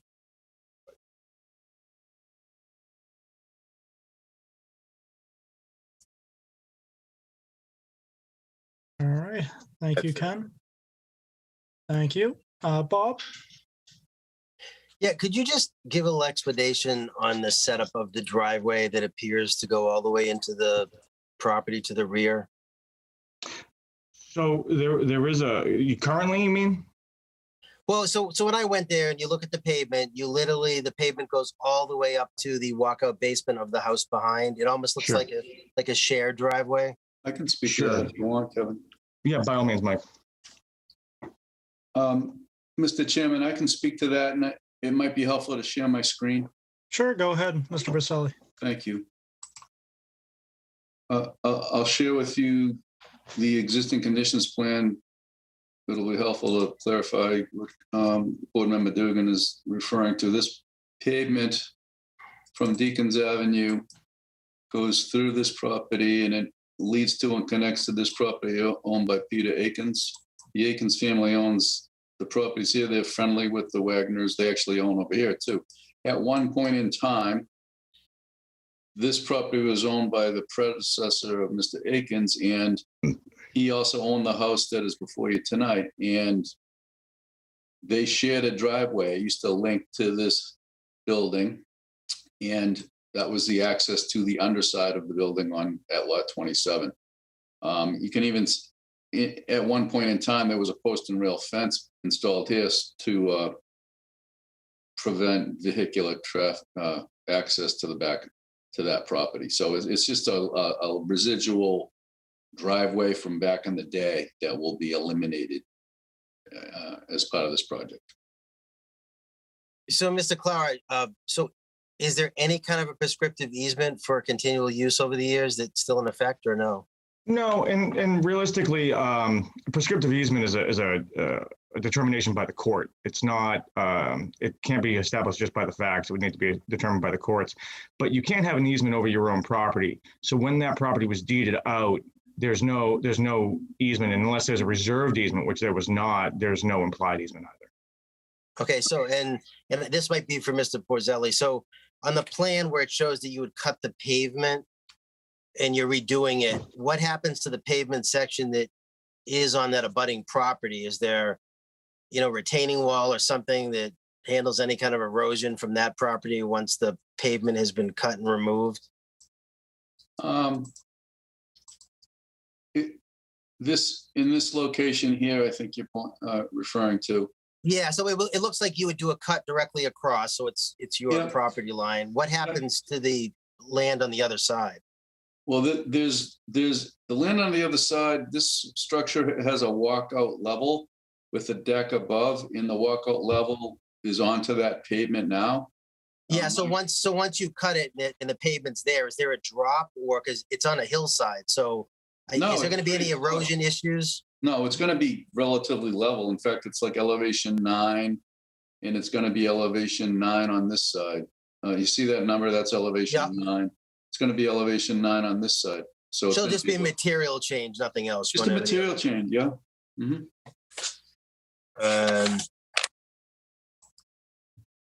And I don't know, Kevin, you might know. So when you're dealing with these things in the flood zone, and I haven't read conservations yet because we just got that in. I know conservation used to on the lower levels allow a garage door and everything was enclosed with breakaway walls. And then they changed to lattice work and then something else. So are they okay with all the windows and doorways or is that another department? And the difference there is conservation's heartburn over those issues tends to be in velocity zones. We're in an AE zone. In an AE zone, you can have solid walls. You need to have flood vents though. Okay, so the plan that they got is actually this plan though, that shows the garage, the windows, the atrium doors. Yeah, that's all the questions I have right now. I have the same, heartburn issue that Ken does regarding the cupola. It just doesn't seem to do anything. And I know you were trying to soften it, but you could probably do that in other issues. And I agree that there are no view issues with Deacons Ave because of course you're looking at the harbor, but there is an issue with views from Grand, even from the sidewalks looking out towards the harbor. And I know we usually don't have a lot of issues with views and vistas from public ways. But I walked up there along as the lower, and it looks like that would impair the view from Grand, the public sidewalks, the public way. Sure. And I think that Grand Ave is at a higher elevation than Deacons. And it's not that you can't have something that is visible, but you can't block the view, which we're not. I mean, there's lots of ways that you can see the harbor from Deacons Avenue. And I think that the grade change between Deacons and Grand Ave works in a way that kind of minimizes that concern. Okay, thank you. All right. Thank you, Bob. James. I have nothing new. Thank you. Thank you, James. Mary. I have no questions. Thank you, Mary. Scott. Yeah, I guess this is for Steve, with regards to the septic. Is this on a slab, this building? Yes. All right, so that's how you get around the 6 foot Yes. tank? Yes, actually, we went to the Board of Health for variances for the septic upgrade, and we specifically designed it so that we wouldn't be closer to the new building than we are from the existing building. So the side setbacks on the septic field and the membrane and everything else is going to be on the permit as variances on your septic permit? Yes, which we've already been voted. It's been voted, yes. Okay, good. The other thing I wanted to ask is, being that there's no reserve area, this thing is stuffed in here as tight as you can get it. Yes. You have no concerns with any kind of, if there's any kind of failure to the system or breach of the system with repairs? I would have concerns. My concern would be that it would be unfortunate that the property owner would have to disrupt his whole yard to excavate it out and replace it in the same place. Yeah, You know, I always have concerns when you see septic tanks built under decks and patios and stuff like that. I mean, when you need to replace a boundstone as you're backfilling the septic, it's pretty tight. And I always have concern with that with repair, but it's well drawn. Thank you. Yep. All right. Anything else, Scott? No, I'm good. That's all I had. Sounds good. Thank you, Scott. Yes, sir. And the questions I had have already been addressed through previous board questions. So why don't we turn it over to public comment? If there is any question, comment, or concern regarding this project, go ahead and click the raised hand icon in the Zoom app. I see we have one person, and if there's anyone else, just go ahead and click the hand and you can wait in the queue. So for the time being, if we could elevate Robert Hart, please.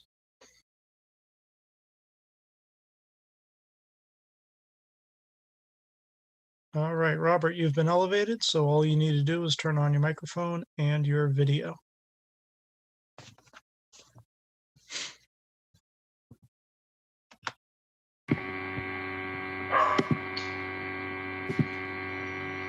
Hi there. Hi, we're getting a little bit of feedback there, so I don't know if you're watching us on TV at home or anything, No, anything like that. I'm on Zoom. How about that? Is that better? It's the same, but go right ahead. Is that any better? I'd say it's the same. Okay, great. It was myself who submitted that email earlier today, so that was read out at the start of this portion of the hearing.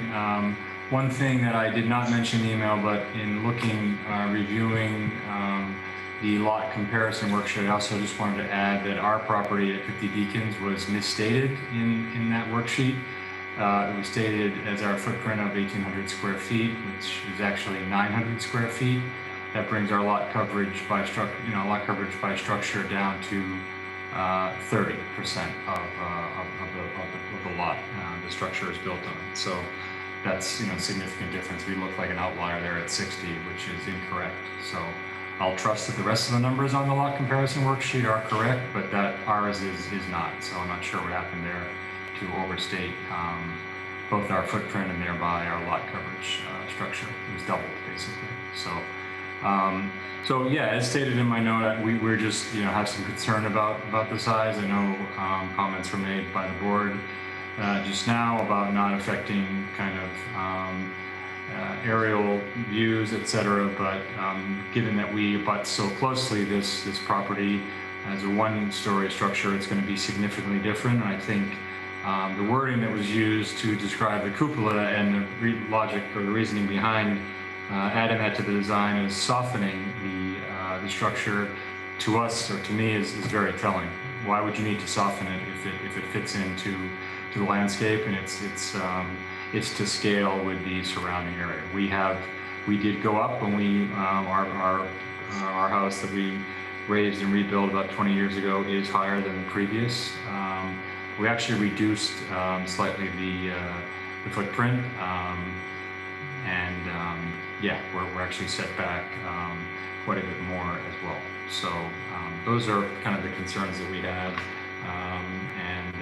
doesn't sound like the board is overly concerned about the height and overall scale, but we wanted to just have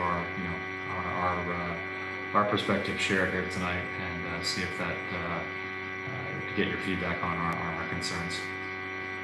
Thank you, Mr. Hart. We appreciate your comments. I'm Robert's father. I have a couple of other questions. Sure. And your name, sir? Robert Hart Sr. All right, go right ahead.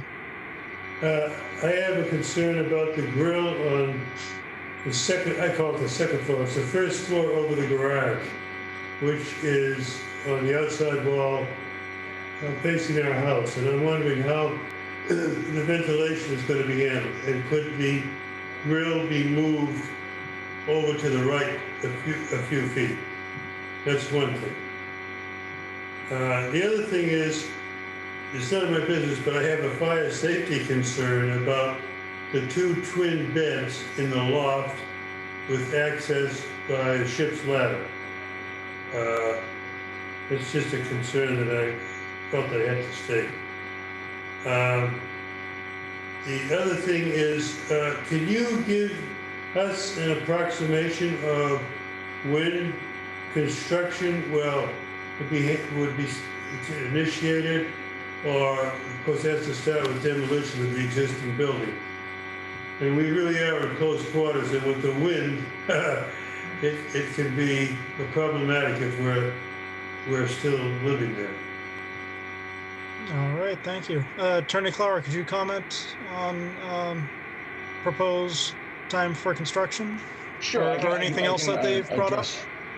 I can address a few of those questions. And I certainly don't mean to be rude in asking this, but if Mr. Hart could mute, because we're getting that feedback just while we answer. And then I'm obviously happy to answer any other questions. Sounds good. Go right ahead, Attorney Clower.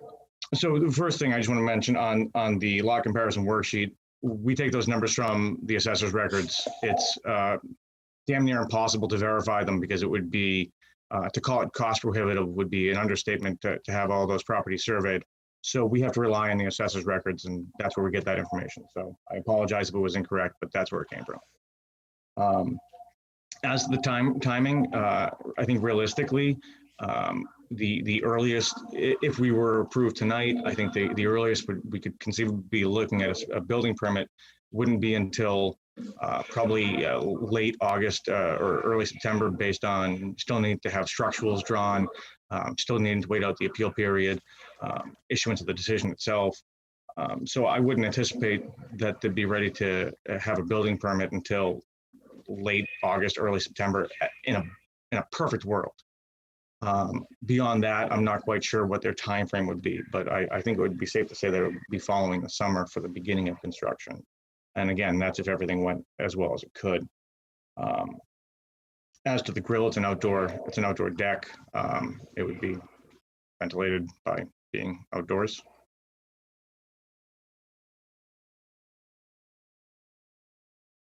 All right. Anything else? I have a couple questions on the Go ahead, when Bob. the entrance is the driveway strip. So who do you have to get permission from to remove the hedge that's on the town-owned land? Because it looks like you're cutting it down to get entrance to the house. So my understanding has always been that, if you were to remove a tree, you'd need to, you'd need to have town approval. I don't think you'd need town approval to remove a hedge, because I don't think the town planted the hedge. But we need to receive we need to apply for an engineering a driveway permit regardless. So we'd be applying to the engineering department for approval to install the driveway. So I think it'll be part of that process. Do you have any kind of a planting plan at all? I know Mr. Hart brought up a question that nobody seems concerned with the size and mass of the structure. I can tell you I'm concerned. It looks like they tried to cram as much as they can on the entire site. I mean, you've even got the back that's the pavers under the hot tub and all the space. And I think it looks massive. And I know you're trying to soften it with the cupola, but was there any way to bring down the roof lines or add something else that we don't get to see these comparisons. And I know in another project it came up. I think it's helpful to the board if we could see even an overlay of the existing house to what's going to appear, because when you're going from a cape or a two-story, it doesn't have as big an impact. When you're coming from a single-story ranch, every foot you go up has more impact because it's never been there before.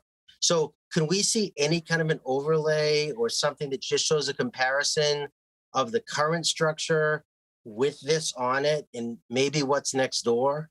So I think that's something new that you've mentioned looking for, but I don't necessarily think it's a fair request, especially because what we're looking at here if we were simply asking to add a second story, right?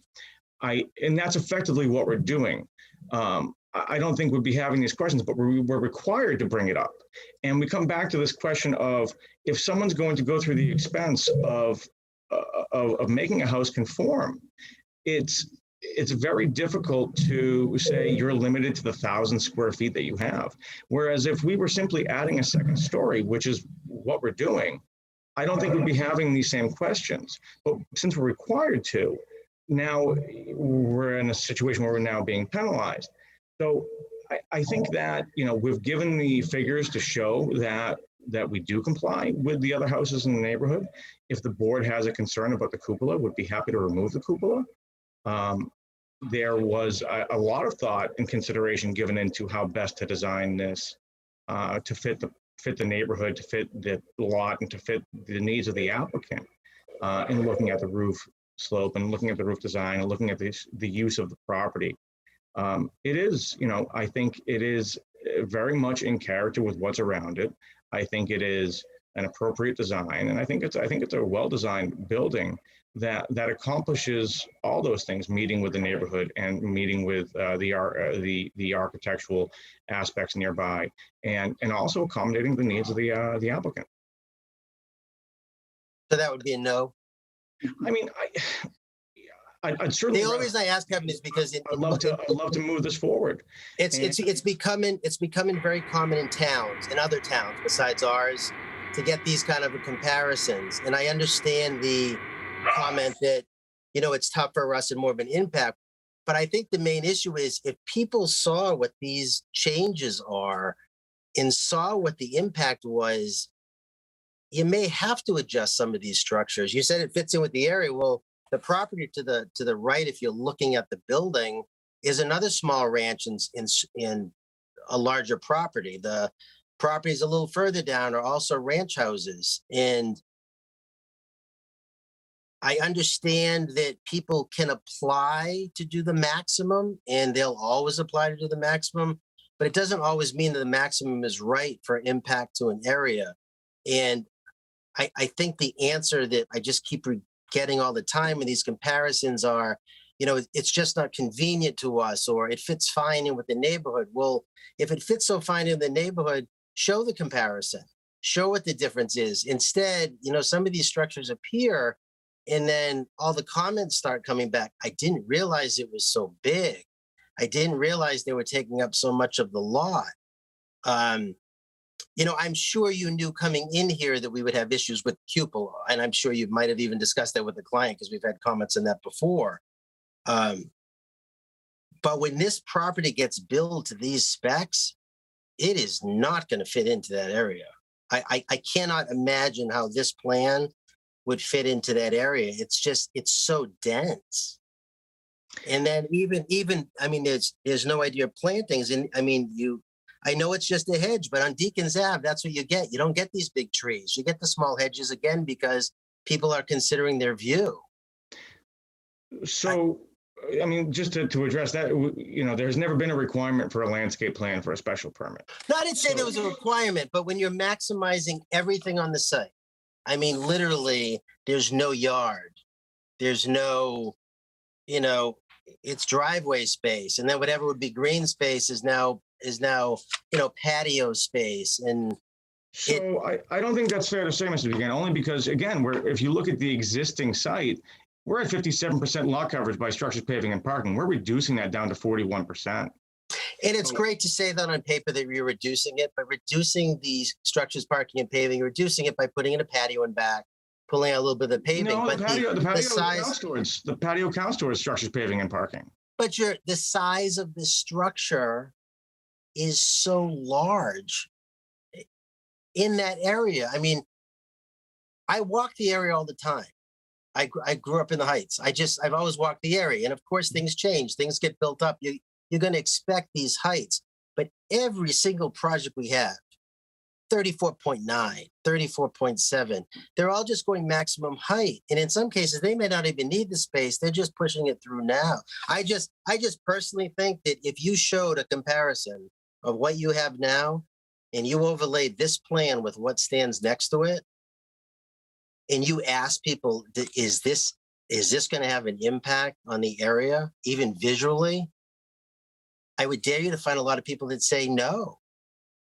And again, you're going from a ranch to two and a half stories. You have to raise the first story, we understand. But it's changing the look of all these neighborhoods in the town. It's completely changing the feel of the neighborhoods, even with the changes you have to make with the flood zone, which I understand why they do it. But I just think these areas are starting to go in a wrong direction. And one is fine. Then you get two, then you get four, then the person next door goes, and suddenly you have this impasse on vistas. You do have view issues. Go to Grand Ave, go stand up on the sidewalk, look at what's there now, and then figure out what your height is on this and the size of the structure. And you tell me that doesn't impede the views of the harbor from the public way. So respectfully, Mr. Dugan, you're implying that I haven't done those things. I do all these things when we work with clients. And, I wouldn't be sitting here saying that it doesn't have an impact or the impact that you're describing if I didn't think that was the case. What the requirement is to look at we've met with what all the requirements have been historically. We've submitted a lot comparison worksheet, which is what's always been required. But to now impose a new request for comparisons, it's just additional cost and effort that's unfair to applicants, especially when we have a situation where they are required to elevate. They don't have a choice if they want to elevate, because there's almost nothing that can be done to that structure that doesn't require elevation. And then to say that we should compare what's there with what's proposed, well, sure, if we look at the second story up, maybe that's a way to do it, because the first floor shouldn't be held against us when it's required by both FEMA and the building code. And I know they're required to elevate, Kevin, but sometimes on a board, you got to look at other things in a whole. And even though they're required to elevate, we're not obligated to give permits for maximum everything. And I know that you get these slight reductions, but when you're talking reductions of 0.2, 0.3 on these properties, those really aren't they're a reduction on paper. So you can say that we went down a bit, but visually they aren't doing any change. And as far as the views and vistas, what you said was there is no effect from Deacons Ave because you're looking at the harbor. You're correct. My concern is the main roadway that everybody drives and walks from Grand Ave, because there is going to be an effect from Grand Ave. And if you did go to Grand Ave, like you said you did, I don't know how you can say that it doesn't impede the views of the harbor when you're walking down that sidewalk or driving up that street. I mean, if you can show me that that doesn't impede views to the harbor from that public way, I'm fine with it, but I don't think you can.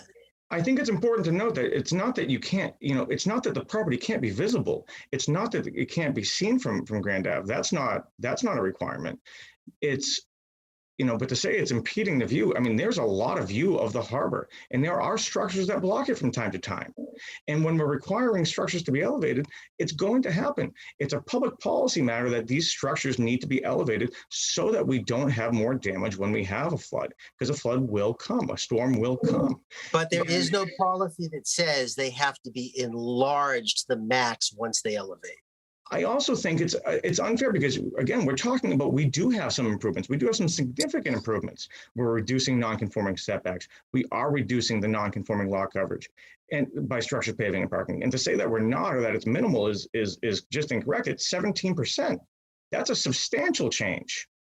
Kevin, your lot coverage by structure is 38%, and you're going down to 37.9. And I said it's a minimal change. I said that during the presentation, that it is a minimal change. I wasn't taking credit for a substantial change there. The only thing I said was a substantial change was the elimination of the non-conforming setback and then the reduction in the lot coverage by structures, paving, and parking. It is, I think it is, it runs counter to public policy to say that you can't have a structure that's visible from Grand Ave. Yes, it will be visible, but that's okay. That is allowed. We have lots of structures that are visible, or people have to look around. Yeah, I don't want to delay. I don't want to delay the board's time or anything. I think you know where I'm coming from anyway. So. Can move on. I would just say, I don't know if it's okay, but Mr. Hart, we typically don't allow you to jump in and jump out with conversation, but if you have a very quick, limited point, well, no, just the I'll let you have setbacks. Yeah, no, as an abutter, a very close abutter, the setbacks have not changed at all. Again, nominally, I would say not in any way that is meaningful. The setback to our property or the setback to the two Deacons. So the only setback that's been reduced in any meaningful way is at the back of the house, which I think that you want it all to be considered. But the other sides of the house, the setback has not really been touched in any meaningful way. Thank you, Mr. Hart. Mr. Chairman, can I ask one more question? Go right ahead, Ken. So I'm looking at A5, and this is really an architect question, but am I reading this correctly? If I look to the east side of the house, the ridge line looks higher than if I look to the west side of the house by about 3 feet or something. I don't want to speak for John Dvorak, but I would tell you that that height is measured from the street facing grade. Yeah, it's not that question of the total height. It's a question of why, when I look at the south elevation, the two ridges aren't aligned. Are you looking at the top, the base of the cupola, Ken? Right. Yeah, well, that's the base of the cupola. That's not a real ridge line. You're looking at the gable end of the house. I mean, No, 'cause the left-hand side of the house is higher than the other side. there's a ridge line there. And, Oh, you're right. And it comes. and I'm just wondering why that is.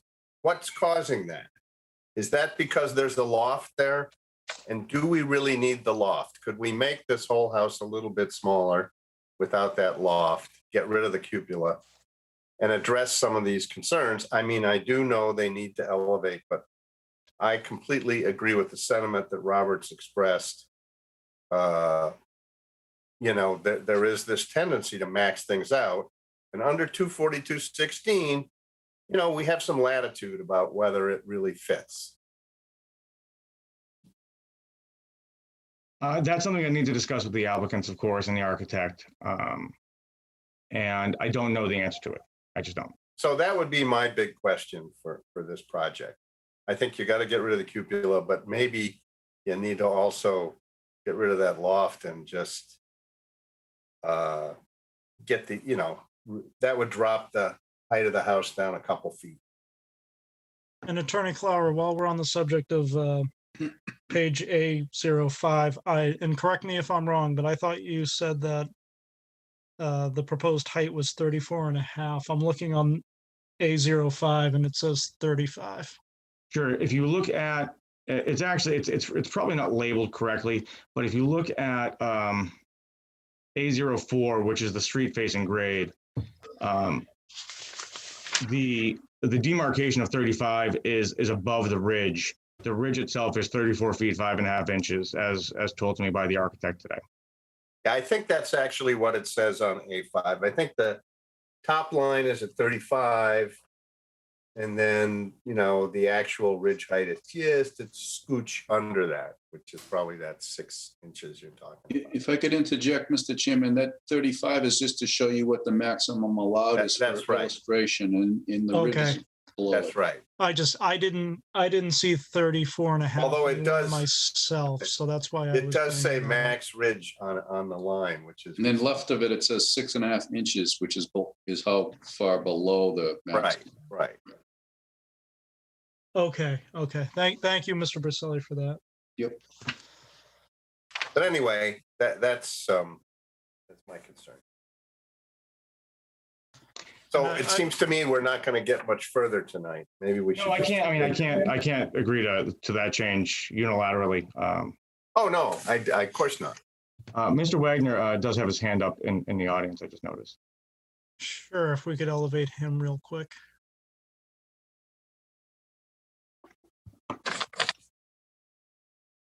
All right, Mr. Wagner, welcome. You've been elevated. You just need to turn on your microphone and turn on your video. Sure. So I was just going to say on the ridge line, there's, when you look at those plans, it's a little hard to understand, but there are two roof lines that run different directions. It's not a result of a bump up to accommodate a loft. The loft over the bedroom is simply to add sleeping space to what would have been otherwise just attic space. So it's a little confusing when you look at the plan, but it's just that you have a, I'm no architect, but in the front of the house you have a gable on the left hand side, and then you have the roof line that runs the other way. So in that side profile, which is A05, it's a little confusing. It's a little clearer when you look at A06, and you can see that you can see that there's the other ridge line. The higher ridge line is the one that runs, I guess, north, more or less north to south. So it's just a position of A05. It's just the way that it depicts the roof lines, and it's not 3D, so you can tell that it's just a post. Thank you for that, Mr. Wagner. Any questions for Mr. Wagner before we continue? All right, not seeing any. I think due to the time of the night and we do have other items on our agenda, we are looking at a continuance here. The next available date would be July 1. It would be July 1. All right. So just a question, administrator. So the last one we also did July 1, correct? Yeah, you're gonna have a very long night. And then we have the 40Bs that night. So I just think. No, adding that- the 40Bs are going to be on June 10. We're talking July 1. Oh, July. Okay. Yep, sorry. So what's on right now for July? So you have a bunch of just regular cases for that night, Like how many does it? like many. Well, that's what I'm just asking. Is adding this one that night? So you already have 6 on for that night. Good. Yeah, I think adding a 7th one is too tough. I mean, the problem with the next night is that you still have that problem. You have more cases than you have time for. Have fun. You are getting off You can that easy, still aren't you, zoom Ken? in. Ken, you know they're gonna super glue you. You can't go. I guess it's the first then. July 1 is my best offer. Sorry. So motion to continue to July 1. Ken doesn't get to second that, by the way. Why not? Actually, can I I'll just ask a second question? Is Mr. Foreman going to be here that evening? And no, his term expires. I at the am end of- rotating at off end the of board, month. Kevin. He's off. Sorry. And I'm sad to hear that. Maybe I should be, I'm not sure how I should make me feel. That might mean I'm an easy mark. No, I always appreciate your insights. Just for our own clarification, is one of the associate members able to act as a voting member that night? Because they were both here tonight. I'm sure they would be. James and Mary, I assume you'll both be available for the July 1st hearing? All right. Hopefully. Planning to be in attendance at least, right? There are going to be a lot of cases that they're going to have to step in on for the vote. Sounds like it. Because things have not been moving along crisply. Well, my hope is once we Zoom- get back in person, things will. Yeah, I start think to Zoom move along. does not, yeah. All right, so that was a motion to continue this hearing to July 1st made by Bob, and I'm sure that Ed seconded that one. Yes. Roll call vote. Thank you, Ed. Ed? Ed Van Kuren, aye. Thank you, Ed. Ken? Ken Forman, aye. Thank you, Ken. Bob? Robert Dugan, aye. Thank you, Bob. Scott? Scott Zelinski, aye. Thank you, Scott. And TJ Hurry, aye. Passes unanimously. Attorney Clara, thank you. And we will see you live in person July 1st at Falmouth Town Hall. Thank you very much, guys. I appreciate your time tonight, and we'll have something to you shortly. All right, thank you. Thank you. All right, so up next, we have application 32-21, Zamptonella, 19 Cotuit Road in North Falmouth, requesting a special permit to raise and reconstruct the non-conforming single-family dwelling. And for the applicant tonight, I believe we have Attorney Moynihan.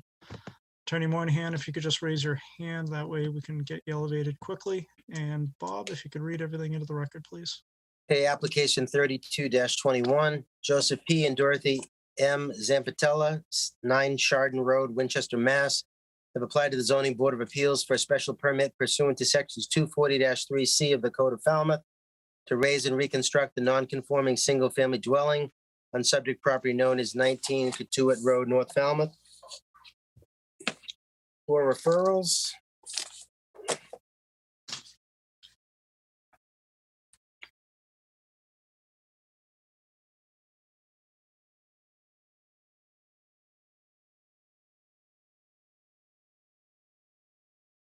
From Concom.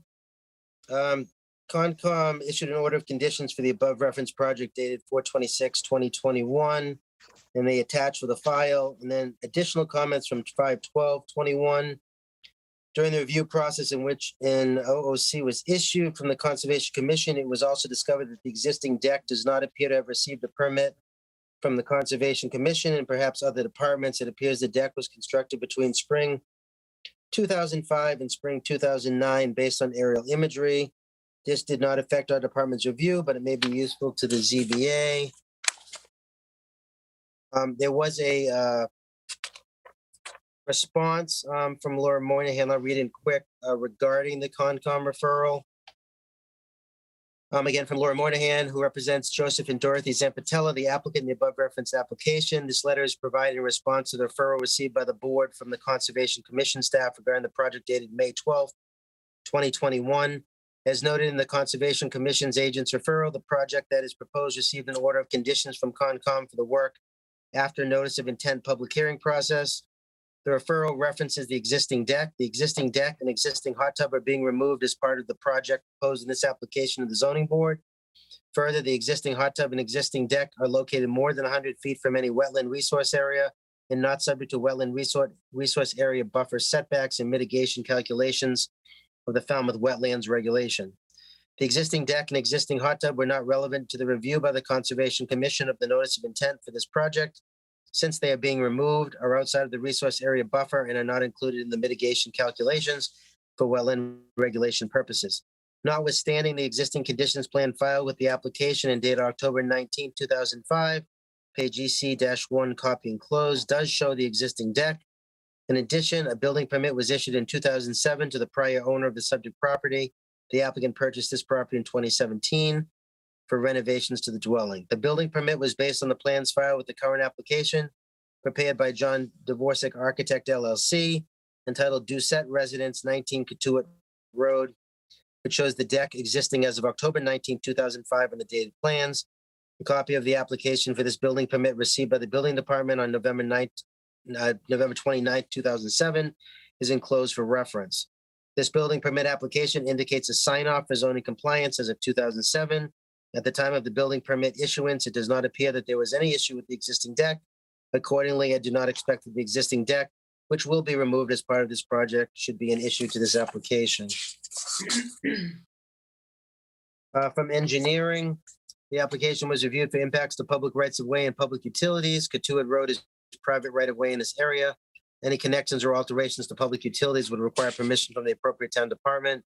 Project must not direct any stormwater runoff to public property, abutters or public rights of way. Dry wells are shown on the plan as recommended.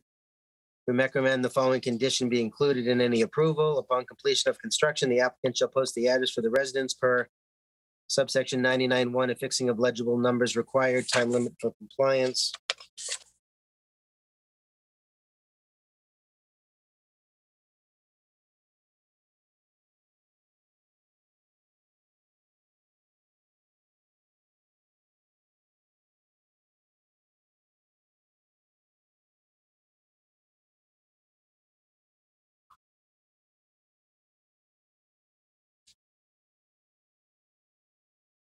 Fire department has no issues with the project as drawn. From health, no increase in flow as the existing and proposed dwellings are 5 bedrooms. The proposed septic plan is suitable for 5 bedrooms. The septic permit will need to be issued for the septic system and will be thoroughly reviewed upon application. Note, another perk test deep hole will be required at 10 feet as the perk log shows insufficient depth during the 9/11/2020 soil evaluation. Water department, the existing home is a 1-inch service fed from a 10-inch main at Katuitt Road. The renewal of the service shall include a radio read meter installed in the new home. Planning board, no comment. And there are actually 10 letters of support in the file. All right, thank you, Bob. And the voting members on this project are the regular voting members, and we have Attorney Moynihan on behalf of the applicant. Thank you.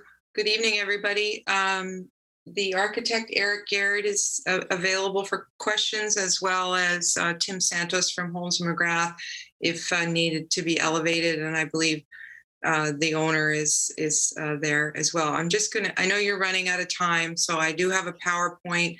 I'm going to go through it hopefully in about 5 minutes. So if I could share my screen and show that to you. Sounds good. Go right ahead, Attorney Moynihan. Okay, and for some reason, all right. So here we have the location of the property out near Old Silver Beach in North Falmouth. This is the existing home. It is a developed neighborhood. The lot size is about 10,000 square feet. The lots are all fairly similar in size.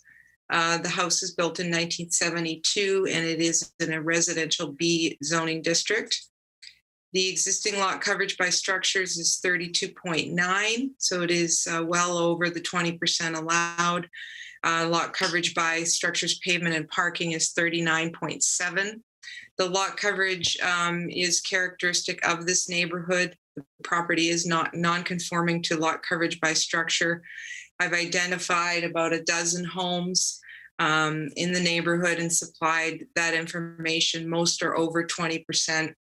I think there were two that were under. One was about 17 and one was about 18. And then they go up to about 41.2. This is just a map highlighting those properties that I had identified on my lot coverage analysis. And here's the subject property in the middle. So you see there are a number of properties right in the immediate vicinity that are that are non-conforming to lot coverage. This is one of them at 7 Tonsett Road. You can also see the size of these structures are relatively large. This one's at 41.2. This one's at 22, 24% for 3 Tonsett Road. 73 Santuit is 37.6 by structure. This is, I didn't get a lot coverage on this house, but it is under construction. I just included it to show, relatively the height and the bulk of the structure being characteristic of the neighborhood. This is the property next door to the subject property, again, showing the 2-story and the relative bulk of the structure. So here they wish to raise and reconstruct the existing dwelling. There are some non-conforming setbacks. The front yard setback is non-conforming at 23.5. That will be increased to 26. The easterly side yard setback is at 6.5 feet, and that will be increased to 15.8. So those setbacks will conform. All setbacks then will conform. The lot coverage by structures will be reduced slightly. And the rear yard setback will be increased to 33 feet from 15.9, so more area in the back.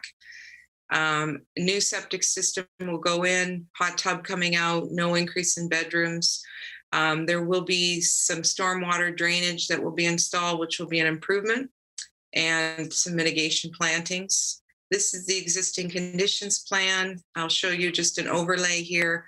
So in yellow, you have the existing, in pink, you have the existing home. And then in yellow, you have what is proposed to be built.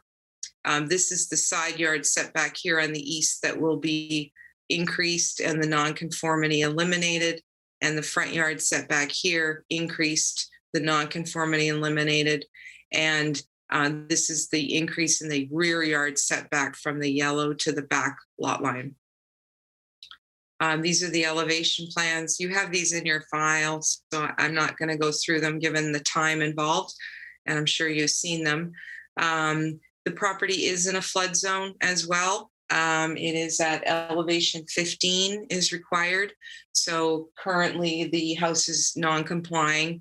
So there is an increase in height of the existing structure at 24 feet up to 30 feet 8 inches, excuse me. Some of that is for the increase in the grade for the flood zone compliance. I should also mention, given the discussion, I'll just go back to the site plan that came about tonight with the patio issue, not something that we have been aware of before. The board taking the position that an attachment would mean inclusion. So during the course of the evening, I've reviewed this with the engineer and the architect. There are 2 patios proposed here. One is at the rear of the property and one is here at elevation 17. So we may have to adjust the site plan slightly for you to put those at grade. By this one here, elevation 17, may have to go down 1 step to comply.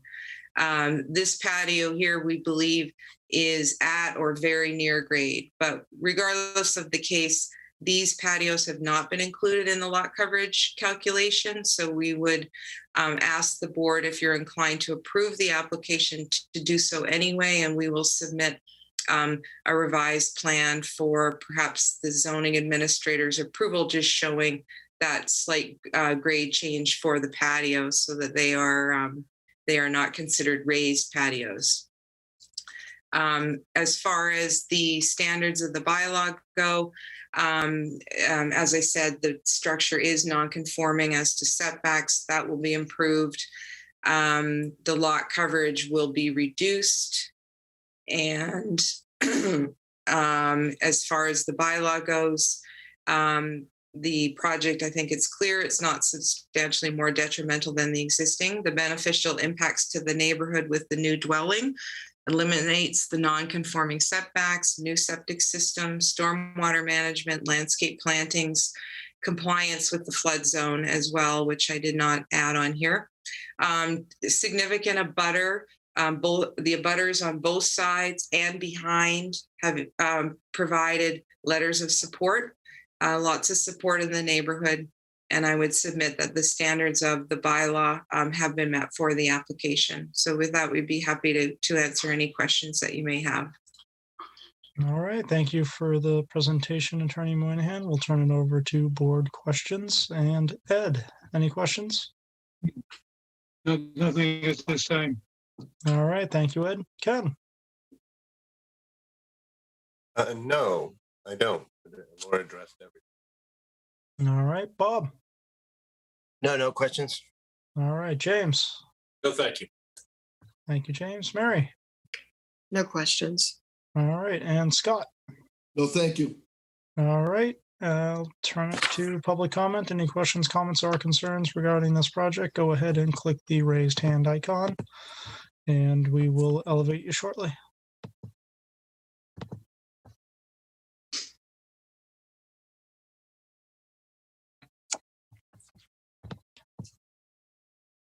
All right, not seeing, I think everyone out there is, oh, no, there's a few more people. There's 9.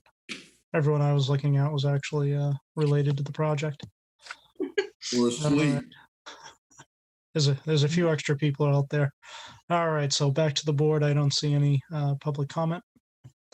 Any follow-up questions or anything at all?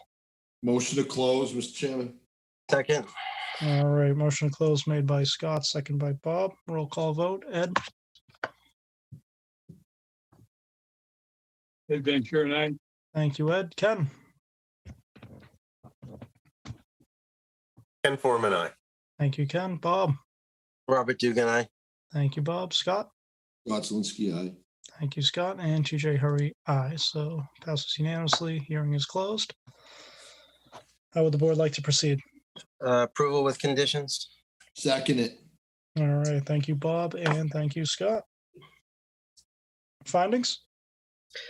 240-3C, 240-216, not more substantially detrimental. The existing structure is 3,425, proposed is 3,123. Lot coverage by structure existing is going from 32.9 to 30%. And the structure parking paving is 39.7, which will raise up a bit to 39.9, still under the 40% allowed. Lot coverage calculations were submitted. It's a 5-bedroom home, staying a 5-bedroom. There'll be a new septic system installed and landscape plantings. The all setbacks will conform. Front yard is going from 23.5, raising to 26. In the easterly side yard from 6.5 to 15.8. Property is in a flood zone AE 15. How about administrative adjustment described by Attorney Moynihan on lowering that elevation change by a foot? Yeah, so the first thing is the height of the structure is going from 24 feet to 30.8, which is due to an increase in the grade for floodplain compliance. And then the applicant's representative has said that they could revise the patios for the grade change so that it wouldn't be considered a raised patio, which could be done through administrative approval. Yeah. I'll also put a finding that the surrounding neighbors, the letters of support. Added dry wells, Bob. Yeah, the dry wells are actually, I think it's on the plan. Yeah, 1, 2, 3, 4. There's 4 or 5 of them. Yeah, they're on there. Yep. How about a proposed water service on the plan? Yeah, we can put that in the conditions. You want to do the condition? I think that's pretty much it for the findings. Want to go to the Right. conditions? Sure, Right. move on to conditions, Bob, if you're all set. Yeah, so on, like Scott said, on the water line on the plan, and then there'll be that meter move for inside the house. For engineering, gonna add in the subsection 99.1, affixing of legible numbers required, time limit for compliance. Bob, I would put that elevation change in as a condition as well. Yeah, so we'll put a condition in that there'll be a revision to the patios to allow the grade change so that the patios will not be considered raised patios. And that can be approved administratively through the zoning board administrator. Also do per revised plans. And also Concom must comply to all the Concom order conditions, etc. And then work time, date, times for construction and conditions. Yeah, so we can put out the normal ones that we use, Noreen, for the construction hours and day hours, and then it's a one-way street. So again, try to keep all materials and construction equipment on subject property. All right, anything else? No, just put in a finding that it is a private road. It's a good one. All right, last call, either findings or conditions. Scott? Did we put in the findings that there was multiple abutter approval letters? Yes. We did, yep. Yeah. All right, good. I'm All good. right, sounds good. So that was a motion to approve with conditions made by Bob, seconded by Scott. Roll call vote. Ed? Ed Van Kuren, aye. Thank you, Ed. Ken? Ken Forman, aye. Thank you, Ken. Bob? Robert Dugan, aye. Thank you, Bob. Scott? Scott Zelinski, aye. Thank you, Scott. And TJ Hurry, aye. Passes unanimously. Attorney Moynihan, thank you for your time tonight. And thank you for hanging Thank with you us so very late much, in and the thank evening. you all for your effort. Yeah. No, thank you. Appreciate it. Good night. Laura, they're going into Nice night. overtime. You can catch the overtime period right now. Oh, boy. Turn it on right now. All Thanks right. a lot. Good night. Thank you, Attorney Moynihan. All right, so that does it for our public hearings. Moving on to our open meeting items. Up first, we have voting the minutes for May 6th and May 13th.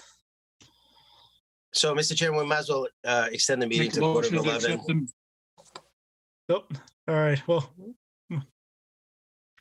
go to 11, but we certainly don't have to go that long. Bob, Well, let's go for quarter of 11 and see how fast we can talk. that sounds nice. All right, I quarter. think Ed had moved, so I'll second his motion to approve the minutes. All right. Yeah, Ed did squeeze that one in first, so we'll do that. Thank you, Mary, for being a stickler for the rules. All right, roll call vote. Ed, approving the minutes. Ed Van Kuren, aye. Thank you, Ed. Ken?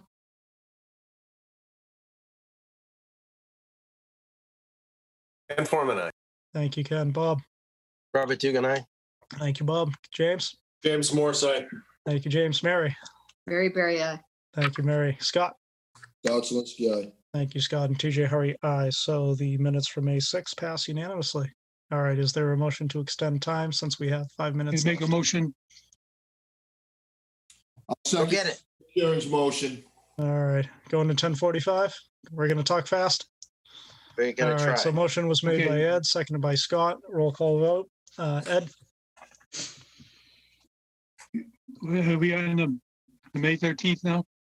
No, we're extending time to 10:45. Oh, Ed Van Kuren, aye. All right, thank you, Ken. Ken? Ken Forman, aye. Thank you, Ken. Bob? Robert Dugan, aye. Thank you, Bob. James? James Morse, aye. Thank you, James. Mary? Mary Berry, aye. Thank you, Mary. Scott? Scott Zelinski, aye. And TJ Hurry, aye. Thank you, Scott. So board's businesses continue to 10:45, passes unanimously. we'll talk fast to get it through. All right. May 13th, voting the minutes for that. Okay, I make a motion to accept the minutes for the 13th of May, 2021. I'll second Mr. Van Kuren's motion. Very good. So motion made by Ed, seconded by Scott, approving the minutes. Ed?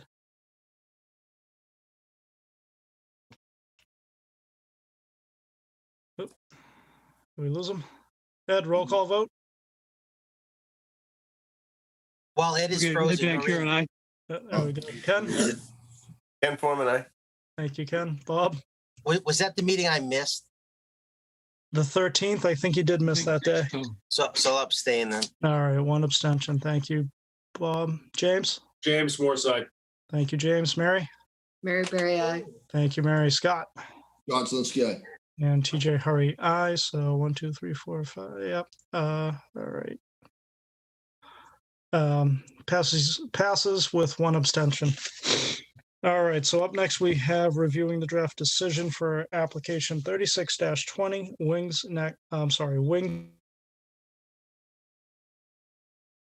Pond LLC, 63 North Falmouth Highway in North Falmouth, with a vote anticipated. So Noreen circulated a couple of revisions for this. Thank you, Noreen, for all your hard work on this one. Sure. Yep. Just to update the board, I did receive a call from Mr. Marioni today. He did withdraw from this application. Immediately following his withdrawal, we did reach out to the property owner by email and by regular mail. We have not heard from the property owner, but Mr. Marioni contacted me today and stated that the property has been transferred. So I guess it would be my understanding that the homeowner, property owner rather, is not intending to appear tonight. All right, That being fascinating. said, I don't know that you necessarily want to go through, well, I mean, I guess there's not all that many findings, but it's up to you. You might want to just vote them unless you have changes. Fascinating development. So he was attempting to withdraw? No, so what happened? Or, I'm sorry. Mr. Marioni withdrew as the project representative. Oh, okay. Right, because he had not been able to get in touch with the property owner. And then he contacted me, Mr. Marioni contacted me today and advised me that the property had been transferred. Okay. Does So the enforcement action that we voted on transfer? I'm sorry, what was? The enforcement action request that we voted on with regard Yes. to a demo permit, does that transfer? Yeah. Do we have to? So the enforcement letter went out before the property was transferred. It's my understanding from the building department that the property owner has reached out to them so that demo permit is underway. They will, as owners, still be responsible for that. It's my understanding. Thank you, Noreen. So I just have a quick question. What do you mean by transferred? Sold. So do we have or verification was of it that? pending Well, the property is actually for sale, so it couldn't have transferred. under Okay. contract? Yeah, I was. Yeah, I would just say that he may have said it transferred, but I don't. I mean, Okay. they actually have it up for sale. Okay, because I was told that as of today it was sold. And I was told who it was sold to. That So would what have does been that, awfully what quick. does that all mean with respect to this decision? Do we just make the decision? I think out of an abundance of caution, we should just go ahead and, All right, and so, vote so on in it. the interest of time, I did have one tick to finding 23, the last finding. Okay. I did have one suggestion because I just wasn't clear on the use of the word prosecution there. So I wrote it. There was no new testimony or information provided by the applicant at the beginning of the hearings on January 7th, March 25th, May 13th, due to the lack of information and resolution of multiple concerns expressed by both the board, its consultants, and the abutters. during the multiple dates with no new information for the board, there was no progress on the review of the application. I just thought that was maybe a clearer way to say it. I don't know if the rest of what others think, but It sounds good. Yeah, well, lack of prosecution is a legal term, as I'm sure. me and James can attest to. I'm sure it is. Yeah, that's the world we all live in now.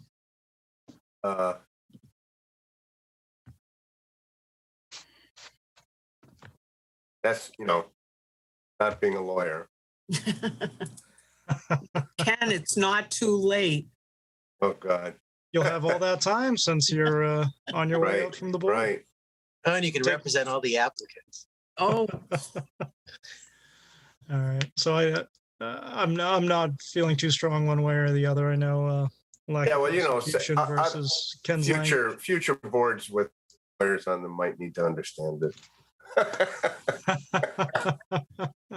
well, though, we could leave in prosecution. And you can say we concluded there was lack of prosecution or whatever you want. And then explain it. We can just add more language to make. Yeah, that's all I guess I'm driving at. I assumed it was some kind of fancy legal term.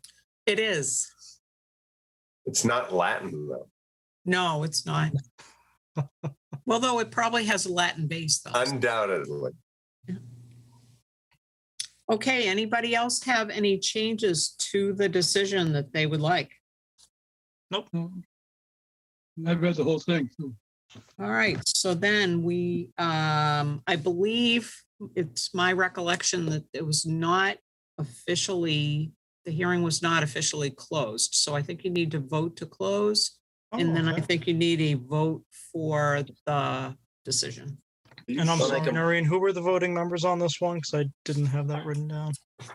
Regular voting members? So the regular members. Yeah. Okay, I'll move to close.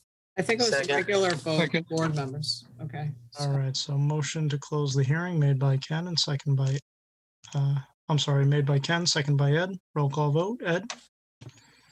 Ed Van Kuren, aye. Thank you, Ed. Ken? Ken Forman, aye. Thank you, Ken. Bob?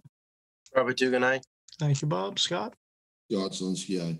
Thank you, Scott. And TJ Hurry, aye. So it passes unanimously. The hearing is closed. Now So we're voting the decision. So motion to accept the revised denial decision for comments from tonight. All right. Motion to approve with the revisions made tonight, made by Bob and seconded by Scott. Yep. Roll call vote. Ed? Ed Van Kuren, aye. Thank you, Ed. Ken? Ken Forman, aye. Thank you, Ken. Bob? Robert Dugan, aye. Thank you, Bob. Scott? Scott Zelinski, aye. Thank you, Scott. And TJ Hurry, aye. So that motion passes unanimously. So just so that I'm clear here, because I think you voted for the changes to the decision, but so just to acknowledge firmly that you are denying this application, correct? That is correct. Yes. Okay. All right. Thank you, before Noreen, we for go everything on- on that one. Noreen, I sent you my proposed language there, just in case you. Thank you, Ken. I can't quite write as quickly as people speak. Yeah. No worries. Yeah, I just thought it was, lack of information is the Absolutely. key. Yeah. Is that, as I understand it, one of the things that the act will actually uphold you for.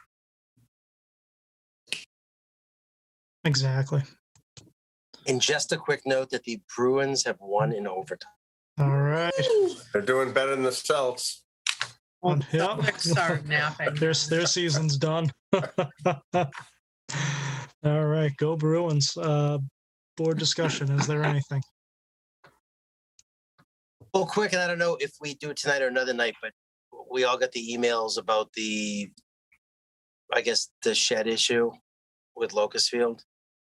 Is that something we have to put on an agenda if we decide that we want to ask? So we will, I will, it will probably wind up on your next agenda. We didn't really have time to deal with it and be on the agenda for tonight, so. So right now, the 17th is still in person? That's correct. Okay. So your next meeting, which will be June 10th, will be your last Zoom. The 17th, I think, will be my last meeting. Then you gotta wear pants, Ken, starting then. I know, I can't, yeah, I can't go like this. All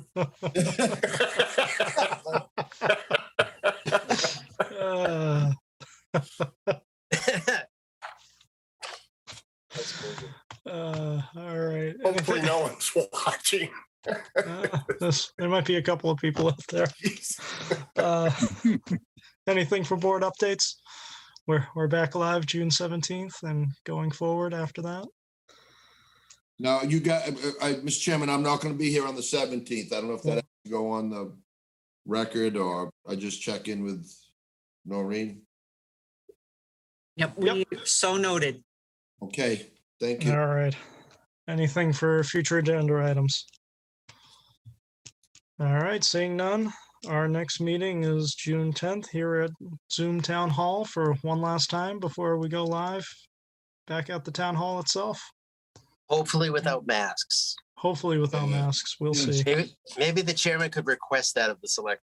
We could, Because I would appreciate it. Everyone's been doing the right thing and everyone's vaccinated, so right, time to drop the masks. All right. I'll relay the message, Bob. All right, see everyone June 10th. Thank you. Have a nice night. Good night. Have a good night.